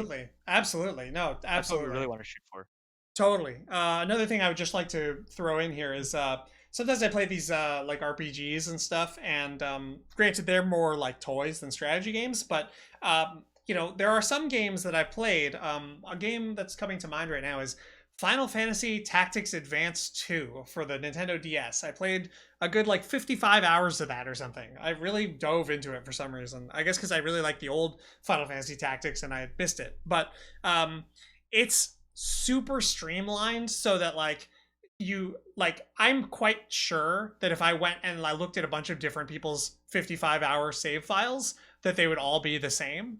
Right. um and that's also an example of like the opposite of what we're saying. Like we want Right. your board, and actually I like, to Go's credit, I like Go is a good example of like each every time at the end of the game you have this crazy weird octopus tentacle shape monster that you've created that's an expression of you on some level, right? Like that you Totally. played in your own way. And I want more of that, is like more of that personal play style, like, a reflection of you as a person coming through in the system. Because I think I don't know if I can explain why exactly. I just think that creativity. I think it's like embracing the spirit of creativity, goal-oriented creativity is, to me, that's the most interesting problem in the universe. Is Sure. like pursuing a goal, trying to solve a hard problem that in which creativity is needed to solve the problem. Totally. I love it. Yeah, exactly. Plus, on a more mundane level, like calculation just isn't that fun. Like I Yeah, don't want to count. I don't want to memorize. I yeah, don't want to calculate. Like don't make yeah. me do it. And that's So it that's a personal thing. Like some people do like that. I yeah, understand. It boggles my mind, but some people do like it, and God totally. bless them. Like in Well, fact, that's why I yeah, envy that's them why because I feel like there's a lot of good stuff out there for them. They could just play chess and go, and like that's awesome. yeah, totally. But yeah, like so that's why I want to like enumerate these explicitly, right? Because it's like this is a value that I value, and Mhm. so this is something I'm going for in my games. Like it might not be what you're into, like Yeah, that's fine. yeah. Let's catch up. I wrote an article about that has a few different tools for for playfulness too. So Sweet. Yeah. we probably Those are sorry on the Brain Good Games site, right? yeah, we're not gonna like exhaustively figure out all the tools and techniques for all these. Yeah. More just want to like We lay should a probably ground. start speeding up because I want to get to the anti values at some point. Yeah, sounds good. Sounds good. But let me catch up on chat real quick here. I'm not going to get to all these chats because there's a lot of good ones. Uh, Strategy games don't really have content in the same way. I'm not sure I understand that one. Um, some people, Renbro says some people have anxiety about being creative. They explicitly avoid being creative, and that's why they like puzzles proactively. I agree with that. There's the anxiety about competition, and there's anxiety about having to be creative, right? Like a lot of times, like a game like so my Gem Wizards Tactics is, I'm designing it to be like a very creative game, and I think that a lot of people probably be like a little bit overwhelmed by that. Like, what do I do? Totally. Right. Right. And so yeah, that's I think signposting is a good technique for like assuaging that a little bit, like where you can have like mini goals, kind of yeah, like point that type of player in a direction, or like to give them like something to shoot for, yep. or something to optimize for. So I think there are things you can do to like extend an olive branch to people that don't want to be as creative. But yeah, Yeah. Okay, let's go to the next one. Efficient. Talk to me yeah. about that one. This is just saying that all things being equal, and this is an important qualification, but all things being equal, less rules complexity is better. Um, Right. And also, all things being equal, again, an important qualification, shorter games are better. It's better Hmm. for the game to take as little time as possible and as few rules as possible. Right. But that doesn't exist in a vacuum, right? You're also trying to maximize for other values. Um, Yeah, and why do you want it to be as short as possible, all other things being equal? because it's more efficient. You get It, more game for your time. I don't know. It's right. like circular, but Yeah, but like because there's well, yeah, like you have a finite amount of time period, and so you want to spend like if you can spend it getting more game out or more enjoyment or more value out, that's better. I mean, I think one of the important things with that, with the short match length, is that, or not short necessarily, it could be quite long, but as short as possible, is Right. that the win or the end state, rather the win or the loss, and how important that is to the process of learning, right? Right. In fact, we might even say that if learning or challenging is a value here, that efficiency is a way to pursue that, like Mm. a little bit, right? In fact, Yeah. yeah, I Well, guess you because could for say that challenging, I efficiency. specifically don't. That's interesting to say too. Is like for challenging, I specifically don't mean like rules learning, right? I Mhm. mean like uh whatever decision making learning, that type Yeah, of thing, strategy learning. Um, so yeah, like efficiency lets you get to that faster, right. past like oh I made a rules mistake and therefore I lost and didn't learn anything, and more you spend more time doing like learning Yeah, decision and making the wise. the risks of that would be that the game is too simple or too short, I guess. Right. Um, I don't know if I'm gonna write any tools or techniques for that one, just because it's kind of like I feel like it's sort of hard I, to. well, and sort of what I'm saying with this is like a game can't be too short. Like it can only be that it didn't succeed on some other value. You know Oh, what I'm I saying? see. Yep. Like shorter is just better, Uh-huh. except it might If not it's be losing like something challenging else. enough or something or So whatever. we Yeah. could say like damaged like your pursuit of shortness has caused you to overlook some other Right. quality in the system. Right. Right. Um okay, let's power through these next few ones real quick. Sounds good. Sounds good. Exciting. So this is This maybe goes in the into purple slight. column. Yeah. Well, maybe this is slightly more controversial territory, and this is sort of where we get into like game design. This is like one of the super common game design arguments that happens all the time. But like about like output randomness or whatever, and like why are all these games have like this output randomness in there, and like surely it would just be better if this was removed, right? And like my argument is kind of like removing those maximizes or increases the challenging value, like the learning value, but it decreases this exciting value.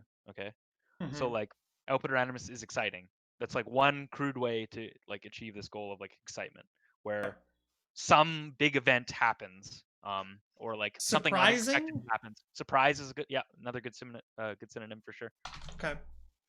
Um, So and this is something I like in games. Like I like being surprised. I like having excitement. Like something moments that of like gasping or like being keyed into like once like the result of some dice roll or something and like anticipating it. I think that's good. So something that actually Ren Bros in the chat and I often talk about is in screenwriting.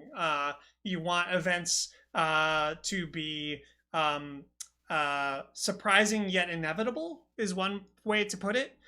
Which Ah, means that they are surprising, but that once they've happened, you're like, oh, but I see how all the logic leads to that. Like I didn't sure, see it at the time, and it was very exciting that that happened. But now that I think about it, that's the only way it could have happened, right? It's because it's still a product of like logic and like physics and rules. It's just that I didn't see it, right? totally. As opposed to something that's like, oh, we're just bringing in some noise from like a RNG or a dice or something, which Sure. of course is always surprising. So maybe yeah, that might be a good surprising yet inevitable might be uh,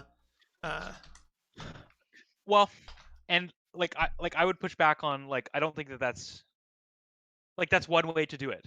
mhm. Basically, like there the weird thing about this value is like I think there's lots of ways that people know of how to like achieve this goal, and it's like this is pretty explored design space I think actually like in terms of how to make something exciting, but it's just not valued in game design discussions. Kind of like people just discount this value and like um, don't think it's Well, important. And I the think that this can be a problem with a lot of games, is that they're just like not that exciting.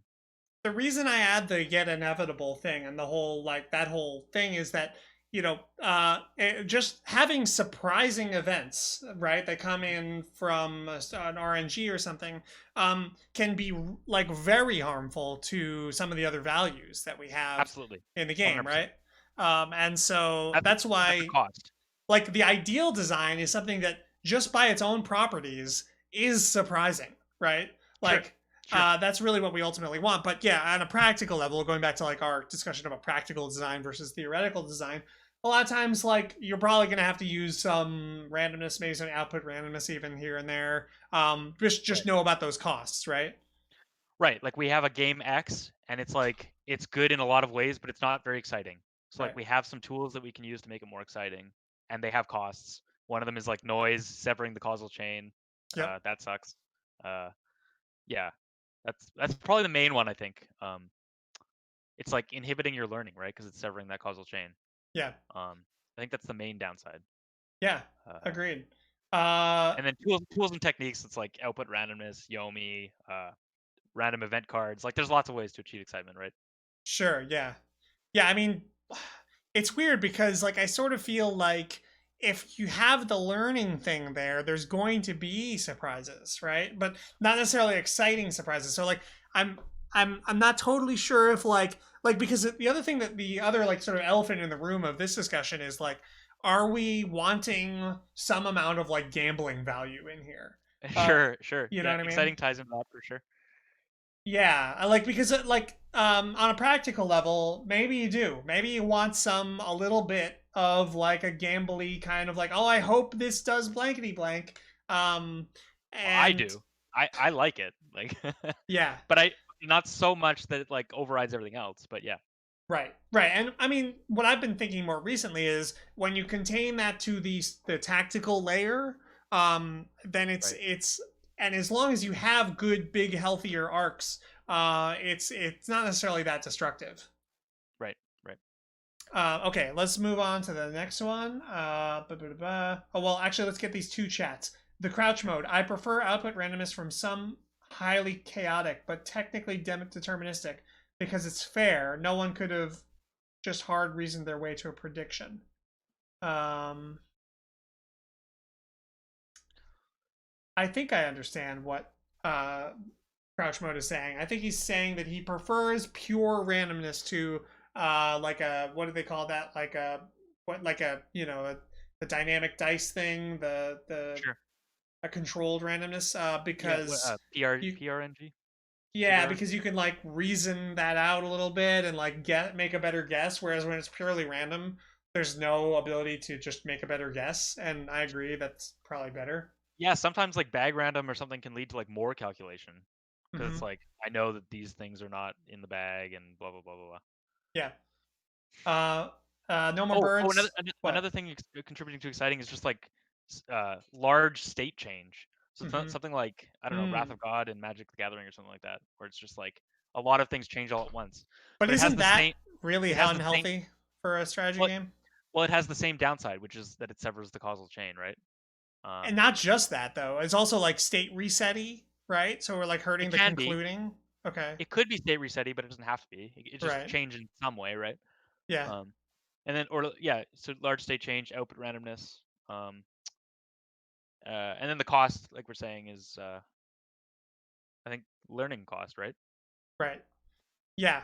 Um No More Bird says there was a chess match I just watched the other day where a pawn moved to b4 on the opposite side of the map like 20 moves ago, was what eventually ended up blocking the king from escaping. That was surprising, but inevitable. Yeah. Totally. That's a good example. Yeah. And that's good. And that Yeah. contributes to excitement, and it doesn't damage the causal chain, and that's sweet. But it's just not Yeah. always like practical. I don't know. I don't know if that's terribly exciting though. When that pawn moved to b4, Yeah. 20 moves ago, like I don't know that anyone was like, oh, like Yeah, that's fair. uh, but yeah. Okay, so Ren Bros also says in screenwriting when stuff is just surprising, it's frustrating and cheap. It's sloppy, sleazy way to create tension and drama. Ooh. The show Lost is like that. I kind of agree. I think the same emotional effect happens from a D20 roll that misses. You throw your hands up like, oh, okay, I guess I'm dead. Very similar Sure. emotion. Yeah. Totally. Yeah, I don't think that that's necessarily even achieving the goal of exciting. When that like in that particular example, like is Yeah. it exciting? It missed? I don't know. Well, it does. Like for some reason that the show Lost. Did you ever see that show? Uh, I didn't see it, but I'm kind of aware of like the mystery box Yeah, that whole writing thing. about it. Like there's a bunch Yeah, of shows that are like that. And yeah. it does like kind of work for a while cuz I it's like, "Oh, I don't like that. next Yeah, time you're going to find the thing. Like we're going to tell you the what this all means next yeah. episode." And so you That like drives me crazy actually. I hate It's like that so much. it's like the writer doesn't, and then like it's worse when like the writers don't even know what's in the box. It's like Yeah. so it doesn't mean anything, right? It's like kind of getting to what we're saying. It's like it's just whatever. Like, Yeah. oh, it was a purple banana man. Okay, Mhm. cool. Uh okay. um, Let's see. Evocative. What is evocative? What does that mean? so so this is about like I like games, and I've been playing a lot more of them recently that like kind of like model some real world system. So like they're making an argument about like I don't know politics or warfare tactics, like the way flanking works or something, or about the way people interact when they're put in like a zero sum. I don't know, like making some argument about like a systemic argument about the world or the, or Hmm. or the rules of the universe or something like that, and like letting you explore that, um, especially when it's like evocative of like something uh, that's like exciting is not a good word, but something that like is intriguing or that you're interested in, like a way to like help you understand history better or something like that. Hmm. So is this would a synonym for this be like fantasy simulation or no? See, the reason I wrote systemic fidelity is like I'm interested in like the systemic modeling personally, Okay. but I'm not interested in like under like in one of the anti-values I put fidelity. Like I'm not as interested in Hmm. um Historical, like like it's that, actually real Rome or whatever. right, exactly. Yeah. Um so I kind of want to like separate those two things. Like Okay. like Grognard wargamers like often like I think this is where they lose me a little bit, where it's like they're interested in like accurately like simulationism or something like that. Yeah. And I'm not interested in that exactly, like having like this is the correct boot that they wore or whatever. More it's like I'm interested in, does this kind of map onto the same sorts of patterns of behavior, um, or the same like pressures as, like that a general would experience, or somebody Yeah. running for office, political office would experience or something. Like kind of it's like systemic empathy, like it puts you in the shoes of like somebody else, kind of Mm-hmm. thing. On And I on find the that on the scale of the rules too, specifically. exactly. Yeah, Um, like maybe a good example is like I don't know if Yomi is a good example of this, but like like some people have said that Yomi the card game is it feels like playing a fighting game.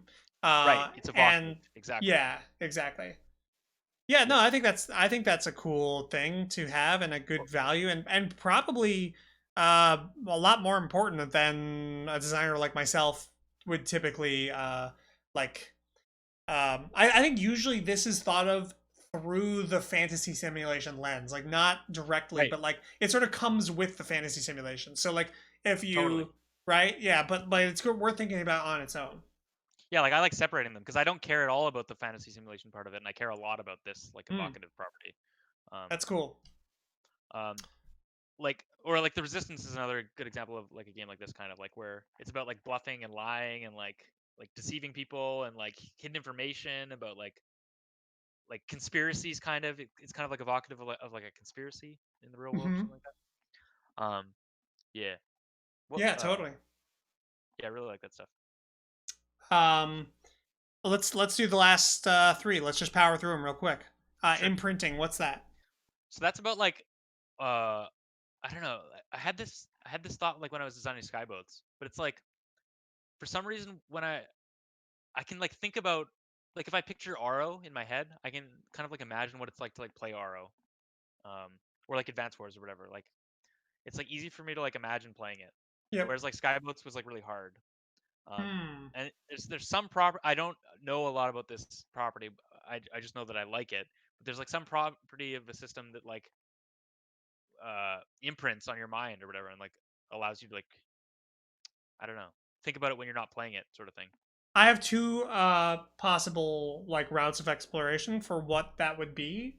One is the easy answer, I think, is that it's just all like art and sound, music, animation, those kind of things that make something feel real.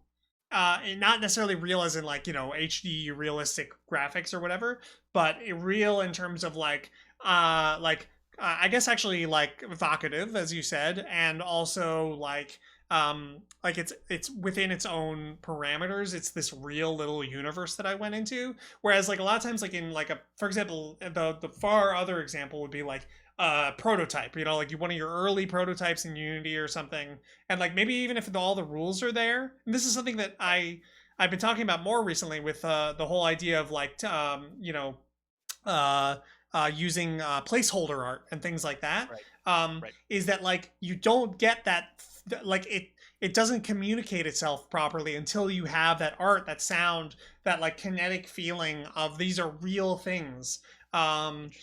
and so that might be one thing. And then the other thing would Yeah. be I'm trying to remember. Skyboats was the one I think I played the least of your games, but I did play it a Well, it's little not very. bit.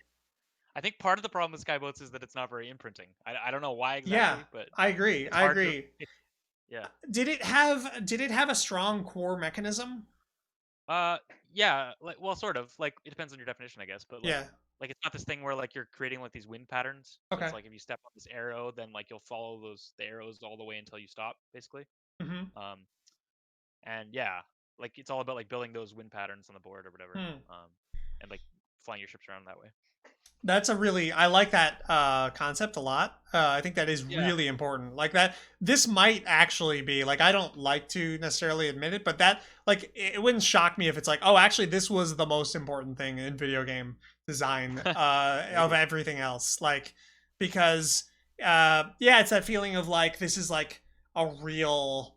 I don't know how else to put it. Like not that it's realistic, but that this is a real game or something. There may even be some bad things in here too, where like some of what this is that it looked like it cost a lot of money to make, or it looked like it was this big production that a lot of people worked on to bring together, or which aren't necessarily bad. They're like sort of mixed, but there might be like a consumer like, oh, this is like a real consumer product that, like we're so used to buying these like $70 games that cost millions of dollars to make, and maybe that's part of it, whereas like a board game player is a little bit more like for example board game, did they have this quality at all, do you think? Yeah, yeah, I think they Okay. can. Like where it's like there's like if I think about playing Carcassonne right now, right?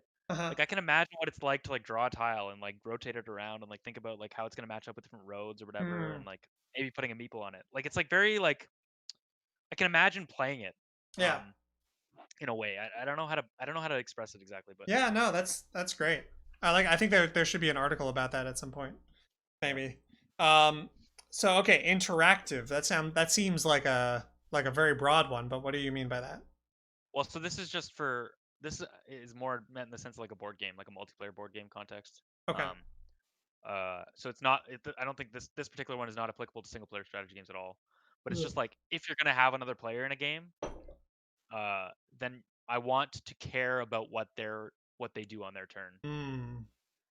This might be the Um, one I most strongly disagree with you on. Probably, I suspect you do because like you would probably actually try to minimize this in a Hmm. multiplayer board game because it's like yeah, like your thought process. I think maybe I'm putting words in your mouth is more like this game should be single player because you're like their inputs are messing up my uh causal chain or whatever, my learning or whatever. Hmm. Um, and my thought is like if we're gonna have another player, I should care about what they're doing because like it's like Yeah. maximizing like social interactive value or whatever. Well, also, yeah, if you think about like a two-player game, it's like almost has this symmetry sort of feeling of like I create the input randomness for you, you create it for Right. me, like back and forth.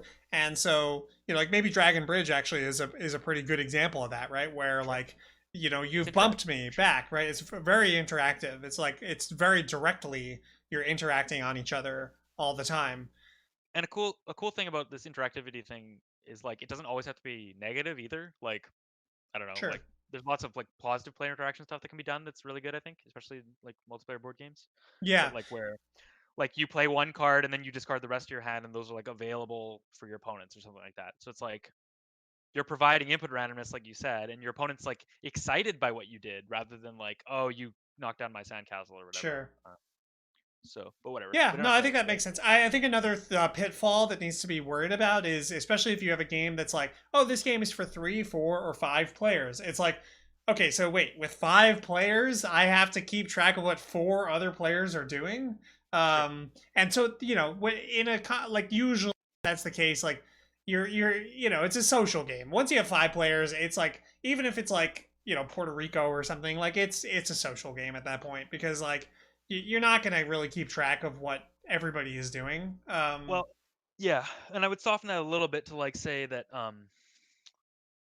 like the challenging learning aspect of the game becomes more about like learning about like social dynamics or something like that than it becomes about like learning like systemic Right. uh whatever, uncovering the depth or nuance of the system, it's more Yeah, yeah, about yeah. like what effects does this system have on the actions of the players and like what can I expect my opponents to do given their perspective, like it's like an empathy exercise or something like that, like Sure. um yeah. All right, last one, indirect. What does this mean? This means that you can't just like do the thing you want to do Hmm. basically. um It's like like having a golf club instead of being able to put the ball in the hole yourself with your hand, or having to use your Exactly. feet in soccer, that sort of thing. Exactly. So like I've heard you make this argument a lot about like D&D boxing. Um, so where like okay, the goal of the game is to like reduce your opponent's health to 0, and you have a move where you can like reduce their health. It's like okay, well I'm gonna play that move. Um, or like where like in Seven Wonders, I think the blue cards, like the victory point cards, are like too Hmm. direct. Like I think Yeah, that's part of the problem with them. I Um, agree. it's like you just play it because it has like victory point. Like, and so like as a player, I feel like I want to play that because it's like the most direct route to victory, right? And Yeah, like, it- guaranteed um, points. right. But it like it feels like I'm like circumventing the system and like hampering my own fun or whatever. Yeah, for So it's sure. like it's sort of like the concluding thing where it's like I'm having to make a decision between like having fun and uh playing well, and Hmm. I don't think the player should ever have to make that decision. Yeah. No, that sounds exactly right to me. The crouch mode says about our last point. What I hate is when you have to keep track of what other players are doing, but what they're doing is happening on their own private board. If I'm asked to care, I demand things happen on a common game board, Yeah, that's which fair. that's pretty fair. Yeah. Yep. Okay, let's get to your. These are your anti-values, right? Yeah, these are things that I don't care about. Okay. And one of Right. them I think is going to be controversial in our community, but Okay. so Fidelity. yeah, so like this is like about like simulationism or whatever, or like Uh, accuracy to the real world or whatever, or like in Fantasy Flight board games or something like that, like they'll have like a card that like has a lot of like flavor text on it or something, and like I think that this is just something that other media are way better suited for, hmm. like direct storytelling or whatever. Hmm. Um, and games are just like not basically. Strategy games in So particular, right? right, like I don't want to hear about like some cowboy that's like stepping into like a dusty tavern and like he's got a grimace or something. Well, but Like doesn't he's got a grimace?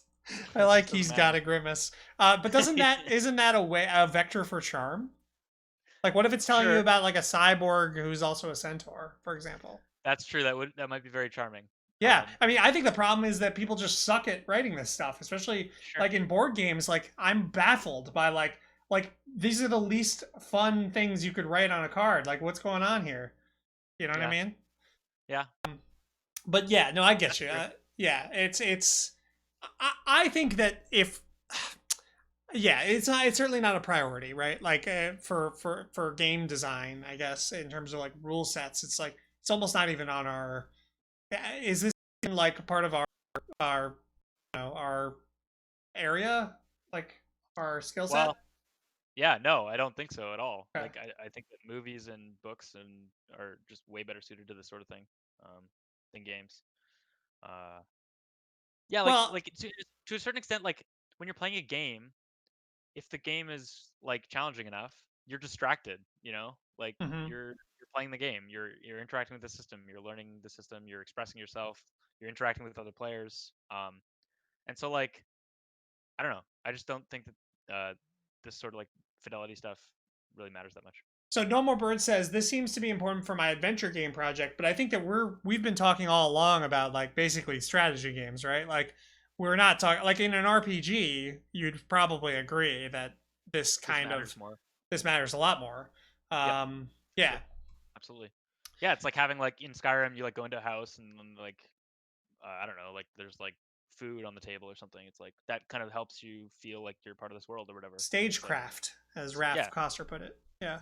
yeah. Oh yeah, I really like the way you put that. That might be like what we're talking about here. Hmm. Okay. Uh, So fairness is the next one. You don't care about right. fairness. Right, that's right. So this is like skill compensation. Okay, this is like Okay. directly related to like skill compensation. So this is like the effect to which, or the extent to which, like the quality of my decision making affects the outcome of the game.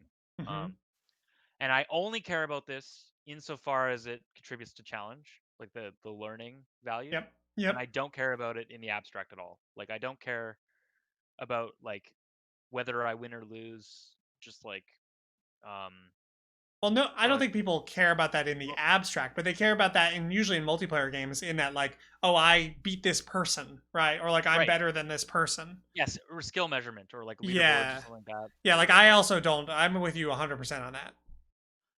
Right. So like this is where the argument gets complicated, and I had to like explain what skill compensation is, right? Because like I think there's like another value called skill expression that I think is important, and that's like related to the challenge. Okay, so let me unpack this a little bit. Sure. So yeah, skill compensation is the extent to which your decisions affect the outcome directly, right? Or like your win percentage or something like that, or like your score, um, whatever, like how well you do.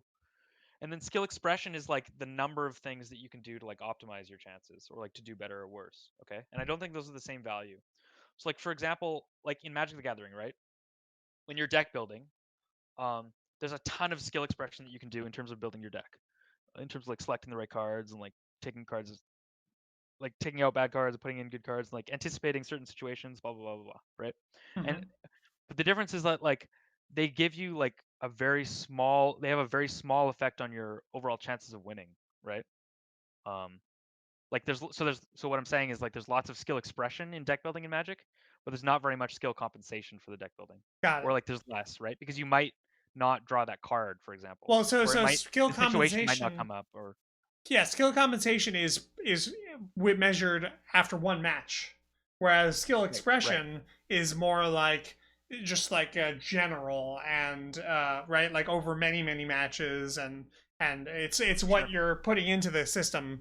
But skill compensation represents how much that's recognized by the final right. outcome. Right. So to me, skill expression is like vital. Like I won't Hmm. enjoy a game at all if there's not enough skill expression, and skill compensation is like irrelevant. Um, yeah. Wait, skill compensation's irrelevant? Right. That's the fairness part. So it's I like thought I thought you did value but because you want the no, outcome to reflect your skill. no. That's what I'm saying. Is that part doesn't matter to me. I want there to be enough things that I can express enough skill expression so that I can like change things and optimize and learn. I want the learning to be there and to be possible, but I don't care about how much that's reflected in the outcome. Huh. This is I haven't have I heard is this a new opinion? Uh, I don't know that I've explained. I've still I've been meaning to write like a skill expression article for a long time, Okay. and I haven't gotten around to it. So if But I but the weird thing is that, like there is a connection there too, right? Like between skill expression and skill compensation because if there's no connection, then oftentimes they're very tightly coupled. But my point is that they don't have to be. They're not like the same thing. uh-huh. Yeah, no, I think I agree that they're not. They're clearly they're not the same thing. That's expressed in the idea that someone can be a really great chess player, or sorry, a poker player, and you can Right. play one hand against the poker player, and you can beat them even if they're way Perfect better than you. example. Yeah, Perfect example. So poker has tons of skill expression, and like way less skill compensation than like a lot of other games. yeah. And so Okay, this is where it gets complicated because like people say like oh like the best players at poker win a lot, and it's like yes, but they play a lot of hands and et cetera, right. et cetera. So I think I don't entirely agree with you, but I would so like someone like David Serlin would specifically Right. value the fairness and like he always talks about his like ballywick is the uh what is the expression he uses fair playing ground or something like that like Yes. even playing Right. ground even Yeah. playing Totally. field Exactly. So and Sterling is a designer that really cares about skill compensation, and I'm like well not. no so okay I wanted to delineate because I disagree with Serlin and I disagree with you Okay, uh great. because Serlin cares about like hierarchy between players obviously Right. he's a fighting game person I Right. don't care about that at all Right. and like but I do care that skill is compensated like I do think that's actually really important and I guess for me it's like oh a secondary order effect of that is okay yeah you could use that to like rank players in like a tournament or whatever it's just like Right. I don't give a shit about it at all that's Right. just something that happens as a result of good skill compensation. Totally. Well, and I think part of the reason that we have that disconnect is, and correct me if I'm wrong, but it's like a lot of your theories talks about how the outcome of the match ripples back and like informs you of like how your decisions. I'm not explaining this very well, but it like maybe you can explain better than I can. But it's like the Yeah winner or yeah the loss informs the rest of your decisions. Yeah, I or mean whatever, that's what or you're colors. going, right? Like, so all of everything you do in a strategy game is for the win or the loss ultimately, right? Right. Like that's why you make all the moves that you make, and you know, the you don't make the moves you don't make is because Totally. you're shooting for that win. And then when that win either comes or does not come, that then like is this anchor point Right. for meaning that that sort of like gives meaning to the whole rest of the system. So that's why it's Right. hard for me to accept that skill compensation could be not super important.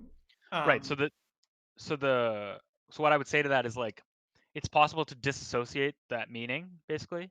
So it's like you like if you don't care about like or if you don't use the win or the loss to like inform like how well you thought you did on each given move. You know what I mean? Like or like people talk about how like like in poker or whatever, like you'll make the right play and get punished or something like that. mhm, Then you have to like have the skill of like disassociating like evaluating your moves independent of the win or the loss, basically. Does that mhm, make sense? And I think maybe the argument that you would make to that is like to the extent that you can judge whether your move is good or bad independent of the win or the loss, that means that the game is like simple or something like that.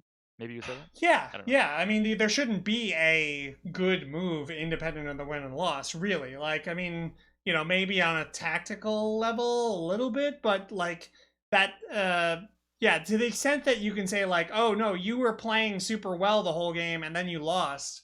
Um, that's to me signals that probably the game has a very common problem of being like about accumulation and looping these tactical arcs. Um, right? Like Maybe so. that Maybe so. that tends to be my inclination. Like maybe not, but that would be my Yeah, and guess. I would think that you could have a game that has like very high skill expression and is also like very exciting. And so like because it has the skill expression, it's like challenging. Like Hmm. it can meet all these values and not meet this like fairness or skill compensation value. And Right. it can work that way.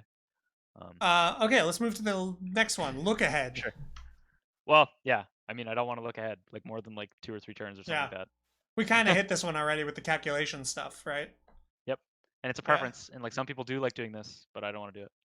Yeah, I mean it's inherently not playful to look Right. ahead, right? It's So you're I just it's deduction, really. right. I hate deduction. Deduction is the Yeah, worst. yeah. Yeah. All right, well we can get past that one pretty quick because we I feel like we Yep. talked about it a bit. Yeah, these last ones Memorization. are easy. I don't want to have to memorize anything. So that That's also gets back to like the efficiency thing, right? Where I don't want to have to memorize rules, and I also don't want to have to memorize like the cards in the discard or like what you had in your hand or whatever. Um, so like for example, in the Dragon Bridge prototype or the Dragon Bridge build so far, like when you cast Insight and look at their hand after, like it shows those revealed cards to you for as long as they have them in their hand. So yep. you don't have to memorize the information Yeah, I because I don't noticed want to do that any when memory. we did a little play test, mini play test, and I noticed that, and I thought that was really cool. Yeah. Yeah, Norma Birds has a good question. How does look ahead compare to having a plan in general, like in a strategy game? I guess. It's a great question. So the way I think about it is, look ahead is more like I definitively know what the outcomes are going to be. It's like puzzle solving or whatever. It's like where you can find the right answers. It's really just like right answers. I think. Um, I don't want I don't want a game to have me to make me want to look ahead to like a right answer. It's To me, okay for it's it to. yeah. Yeah. Go ahead. Oh, I was gonna say like it's like it's deduction. So you're taking like a finite set of plans and you're like kind of following them each, be like, okay, let's check this plan. No, let's check this plan. Okay, like that one's okay, and then check this one. All right, this one's way better. I'm gonna do this one.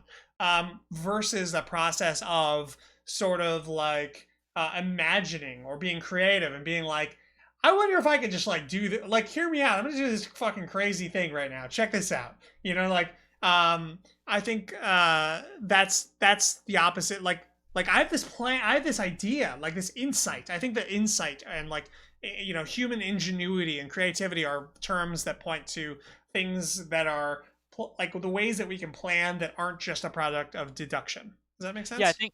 Yeah, it does. I think the distinction has to do with like the level of abstraction, kind of like we're looking for like a vague creative plan sort of thing, like broad strokes type of thing, not like a very specific board state that I'm looking ahead to, if that makes sense. Right. And Reshiv says having no look ahead makes the game feel arbitrary. I guess my intuition worked this time, but I have no understanding of why. And I agree with that. Like, of course, strategy games will always have some look ahead, because if they literally have no look ahead, it does kind of mean that it's just this chaos engine, right? Like that you're just like, well, it's a white noise thing, and you're just like, throwing a ball into like a field of white noise, you know? So there Well, has to be some. I do want you to be able to make broad strokes, highly abstract, vague, creative plans, and like use your intuitiveness and ingenuity, and like look ahead to that extent, right? But yeah, like I'm saying, like I don't want you to be able to like look ahead to like specific board states, basically. Yeah. Or Yeah. yeah. Ephemeration says heuristic / intuition tuning is approximate to learning. Self-reflection on where intuition came from or new information from the system can inform in an abstract way. Um, Yeah. Yeah, sure. I think I agree. Uh, I'm not sure. Yeah. yeah, I'm not sure either. Uh, Ephemeration says Nuclear Throne and other action games are my reference point for that tuning process with very little look ahead. Yeah, and I mean, like, real time games are kind of interesting in that, like, you never get in real time games. It's almost impossible to have the kind of look ahead that we would know from something like chess. Uh, Right. Look ahead only really, the way we're talking about it, being critical about it, only can exist on a turn based game with like pretty finite, like a somewhat small board, and like a finite number of things that you can do, because like if the game is too complicated, like you just start being unable to really use look ahead. Like Go actually even is Yep. a lot harder to use look ahead for than Yep. chess. Yep. Because like, where is he gonna go next? Like, who knows? Yeah. Okay. And the last one is counting, which Well, I it's think, pretty simple, right? I yeah, mean, keep the integers small. Don't make me count. I don't want to count. yeah, Um, sounds good to me. I don't want to get any value from counting. Um, Well, I think there's something broader there, which is interesting, and I think about a lot, which is like integers and the relationship between mhm. integers and strategy games. Um, that's I've never been able to really form my thoughts on it completely, but like, I have this weird like half thought that like, not that integers are bad, but there's like a kind of thing there. There's something about integers that is a it can be a problem. It's like sort of related to accumulation and like victory Yep. points and score and these kind Yep. of things. Um, and the fact that I guess like a line of integers like 1, 2, 3, 4, 5, 6, 7 is like a it's like a one-dimensional grid, I guess. Yeah. Um, and and so like the positionality on an integer grid, a one-dimensional integer grid, is like uh pretty uninteresting, I guess. Um, it's very Yeah. linear. There's a feeling I get like I get very suspicious when I see like large integers in a game. It's like, why? Like, how interesting can these really be? Basically. Hmm. Yeah, and so like for a long time, I feel like I've been resisting admitting to myself that like I think all games should have grids. Sure. Like because I feel like that can't be the case. Like I can't actually think that all games should have a Yeah. grid, Yeah. but I sort of like all these like signals are sort of like telling me like, yeah, but like they should all have a grid though. Yeah. I know uh what you mean. I was asked this in an interview recently. Like, why do all the brain games have a grid? And it's like, because that's like the fastest track to get to like heuristic rather than like calculation, basically. yeah. Yeah, I I don't agree. It's know. like, yeah, like I don't know. I feel like I wish there was more things that were like grids that aren't grids. Yeah. You know Yeah, what I things that mean? like humans like have like a good heuristic knowledge of that we can like put in a game. I mean, I guess in Um, terms of real time, continuous space. I mean, the reason people use like physics and like continuous space is because actually that is similarly heuristically useful for humans. yeah, Um, or like social games like use like all your like real world social dynamics, right? So it's like yeah, whatever that's politics and yeah. stuff like that. I think ultimately what we can all agree on is we should add a ball to the game, whatever the game Yeah, is. if we had a ball, balls are very you can really apply your real world knowledge of balls, and so Hmm. that's great. So what we got to figure out is like what's sort of annoying is that sometimes it's hard to add a ball to a turn-based, discrete space game like a. That's true. But I think that's something we should all endeavor to keep working on in the future. Like, how does it bounce? Exactly. Is it is a ball that doesn't bounce truly a ball? Actually, I have a recommendation for a game that has a ball that's turn-based and discrete spaces, which is Blood Bowl. That Ah, it's not a game that is good in like in a lot of in a lot of ways you would expect it to be a game I would hate because it has a lot of output randomness and a lot of like silly weird old D&D kind of things, but also it has a lot of qualities that I absolutely love, and so I recommend people check it out if they can. that's a good example, right? Like to talk about like the skill expression type and excitement type of thing, right? Like what I would look at, I haven't played Blood Bowl, but what I would look at like in to see like whether I like it kind of thing is like, is there enough skill expression, right? And then like does that extreme randomness that you're talking about, like does that contribute to excitement? You know what I mean? Mm-hmm. Yeah. Yeah. Yeah, I think it does in Blood Bowl. I mean, characters can just like straight up get killed when they get Mm. tackled, and the ball, like if the ball is fumbled, it like moves to like a sort of a random spot. Oh shit. And so like there's like a lot of like these like oh my god, huge random moments So then that it's are. like can like before that happens, can you kind of like prepare for that as like one possible outcome or something like that? Yeah, you can. You can position a player in a space where, even if they get the football, you are in a good position to tackle them quickly after, that sort of thing. Cool. So it's yeah, no, I mean I don't know. It's way better than I would have expected such a game to be, but because it's like in the Warhammer universe and um but yeah, I would say check that one out. Okay, Do you, I have one more thing I want to say. sure. I have like an academic question here, like or like to use this system kind of like. So I totally agree with your value of like non-tally resources, or Hmm. like we should try to have like double-edged swords kind of thing, like the puzzle strike gem pile. Yeah. So like, what value do you think that like contributes to? Like, what is that a tool for? Double-edged sword. Like Like having non-tally resources. um which of these values, or in general, why do you want that? I mean, Well, I'm thinking about like which of these values. well, one issue that it can help fight against is lame duck. Right. Particularly in the case of strike, it has the quality that when you're close to winning, you're also kind of close to losing. Right. Um, and I also think that it's just victory point piles, hit point piles are these like mechanics that you kind of can't really do anything with, and Right. so they're in some sense they're sort of like a wasted mechanic. Right. Like we have this rule and this whole thing, and we just can't really do anything with it.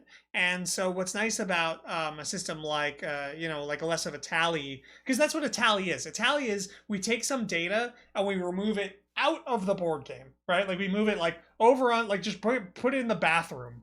It's like not even in the game anymore. Yeah. And so I like the idea that that we play with. It's just more elegant. It allows for emergent complexity. Um, Right. Whereas there's no emergent, like the furthest thing from emergent complexity is a victory point. I feel like, Right. right? That's like the opposite of emergent complexity because it's just like Right. fucking just like squeezing the game into like a flat nothing. That game state into like just a number. And Totally. so that's, I guess that would be my answer. I think yeah, and I think totally I agree with that. And then also like I think it like contributes to that like feeling of cohesiveness or connectedness, Hmm. or coupling. Like, Yeah. and so then that like as we were talking about, like it indirectly uh contributes to like the challenge or the learning value. Totally, yeah. In the Um, case of Puzzle Strike, like you have other things you can do with the gem pile. You can take gems out of the right. gem pile. You can combine gems in the gem pile. You can uncombine them. You can shoot them over. You can, you know what I mean, like counter crash, and like there's all these things you can do with this system, and so that's more coupling. Yeah. Right. Like I might do this move for this reason, or I might want a higher or lower gem pile, or Hmm. or I might care about the fact that this adds a gem to my gem pile, or I might really not care about it because of the context, or Yeah. whatever. Yeah. I want to throw in a. I'm super pumped for Puzzle Strike 2. Right. The why that's when if that goes according to how I expect it to, it's gonna be like my favorite board game. I feel like Have, we'll see. have you tried it? No, I haven't played it, but I read the rules, and I was reading through the rules, and I was like, yes, that, because I Cool. myself had been working on like a Puzzle Strike sequel for a while, Splash Clash on Lake Street, which you can, if there's Right. a PDF of it, you can check out. But it's not really finished. But like, there's some ideas in there, and Serlin is just like, he's like, he's like, if I worked on Splash Clash like for another 5 years or so, or you know what I mean? Like, he's just so Yeah. ahead. I feel like, at least that's how I felt reading the rules. I haven't played the Sick. game. Maybe when we play the game, it'll be terrible. But when I read the rules, I was like, "Oh my god, this is awesome! This is yes, this is what this needed." You know, it was very Right. exciting. Cool. So we're on 2 hours now, so we should wrap it up. I think. Yeah. Sounds good. That was This great. has been really awesome. Do you have any things you'd like to plug or talk about that you're doing or working on right now? Yeah, I'm working on this really cool two-player card game called Dragon Bridge. I'm making like a multiplayer version of it, and it's gonna be What? sweet. Yeah.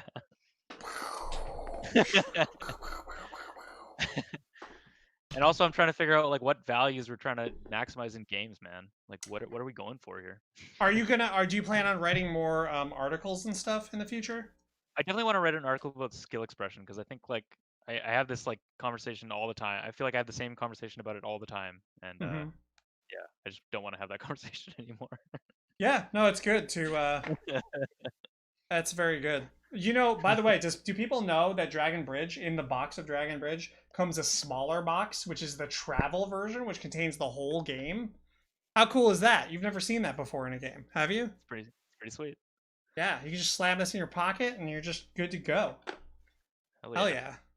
yeah. Um, yeah, I've been thinking a little bit about at some point like slowing down my like theory. I mean, I already have been kind of doing that, but like and in the next few months I'm going to have to be like I'm not doing game design theory stuff except for this show I'll do, but like Mm. it's really hard to know how fucking Marcus with the jokes. It's really hard to know how like I don't know how valuable is game design theory and like wouldn't we just be better off just making games like Maybe. isn't the best argument like just a game. Yeah, the reason that I'm focusing on this value stuff is because I think it's kind of like a prerequisite for like having any valuable game design theory conversations, basically. Because otherwise, we just end up talking past each other. Because Yeah. we're trying to maximize for different values. So it's like, oh, this technique has this, it's hurting my value, and it's like, Hmm. well, we haven't even talked about like what that is, like. Yeah. Yeah. Well, it is really good. I also think another good thing about the theory is that it is actually helpful in creating a community, especially the kind of community that I want to make is like, you know, a community where we can talk about games in a productive way, which like as I said at the beginning of this conversation, Right. you go to some of these other discords sometimes and it's just like people are like I like Grand Theft Auto, I like StarCraft 2, I like this and it's like there's no Yeah. like it's fine that I'm happy for everyone that everyone likes things or doesn't like things like I don't like Red Dead Redemption 2 it's like you know Yeah. and they might say Or some specific things but they don't mean anything because there's no like shared language there. or you get to like randomness is bad, or then you get like one step past that and it's like, okay, input randomness is good, output randomness is bad, but we're still not getting into like why, like like Mm-hmm. why are you caring about this for randomness versus this randomness, and like what circumstances might output randomness be what you're looking for. Yeah, yeah, for sure. Well put. Thanks again so much for doing this, Brett. This has been really good. I think this will be a really good video. I'll throw this up on YouTube at some point. Awesome, it was super fun. Thanks for having me on. Alrighty. I'll let you go. Loop. See you, Brett. Bye. So that was Brett Lowey, everybody. Thank you so much for hanging out and watching the show. I'm going to wrap it up now. It's been a little over 2 hours. But what I should tell you about what I'm doing real quick, which is Gem Wizards all day. And you also now Dragon Bridge is available on Cool Stuff Inc. We have our own storefront page now. So you can get the game, copies of the game that way. That would be recommended. And yeah, we got the digital version coming, which is pretty exciting. But yeah, mostly it's just Gem Wizards all the time, which is coming on February 9th. I need to get more people to sign up for the wish list So I just created a new role and over on the what's it called, the Discord. And if you'd like to help figure out ways to get people to wishlist this game, let me know, and we can get you this new fancy pink colored role, lavender color. Yeah, thanks so much for hanging out, everybody. Your chats really help a lot, and especially the one where Marcus is like, "We're traveling so much, definitely need that." Yeah. Retroactive causality of story beats. You'll have to tell me more about that in the Discord. Thanks so much for hanging out, y'all. I'll see you next time.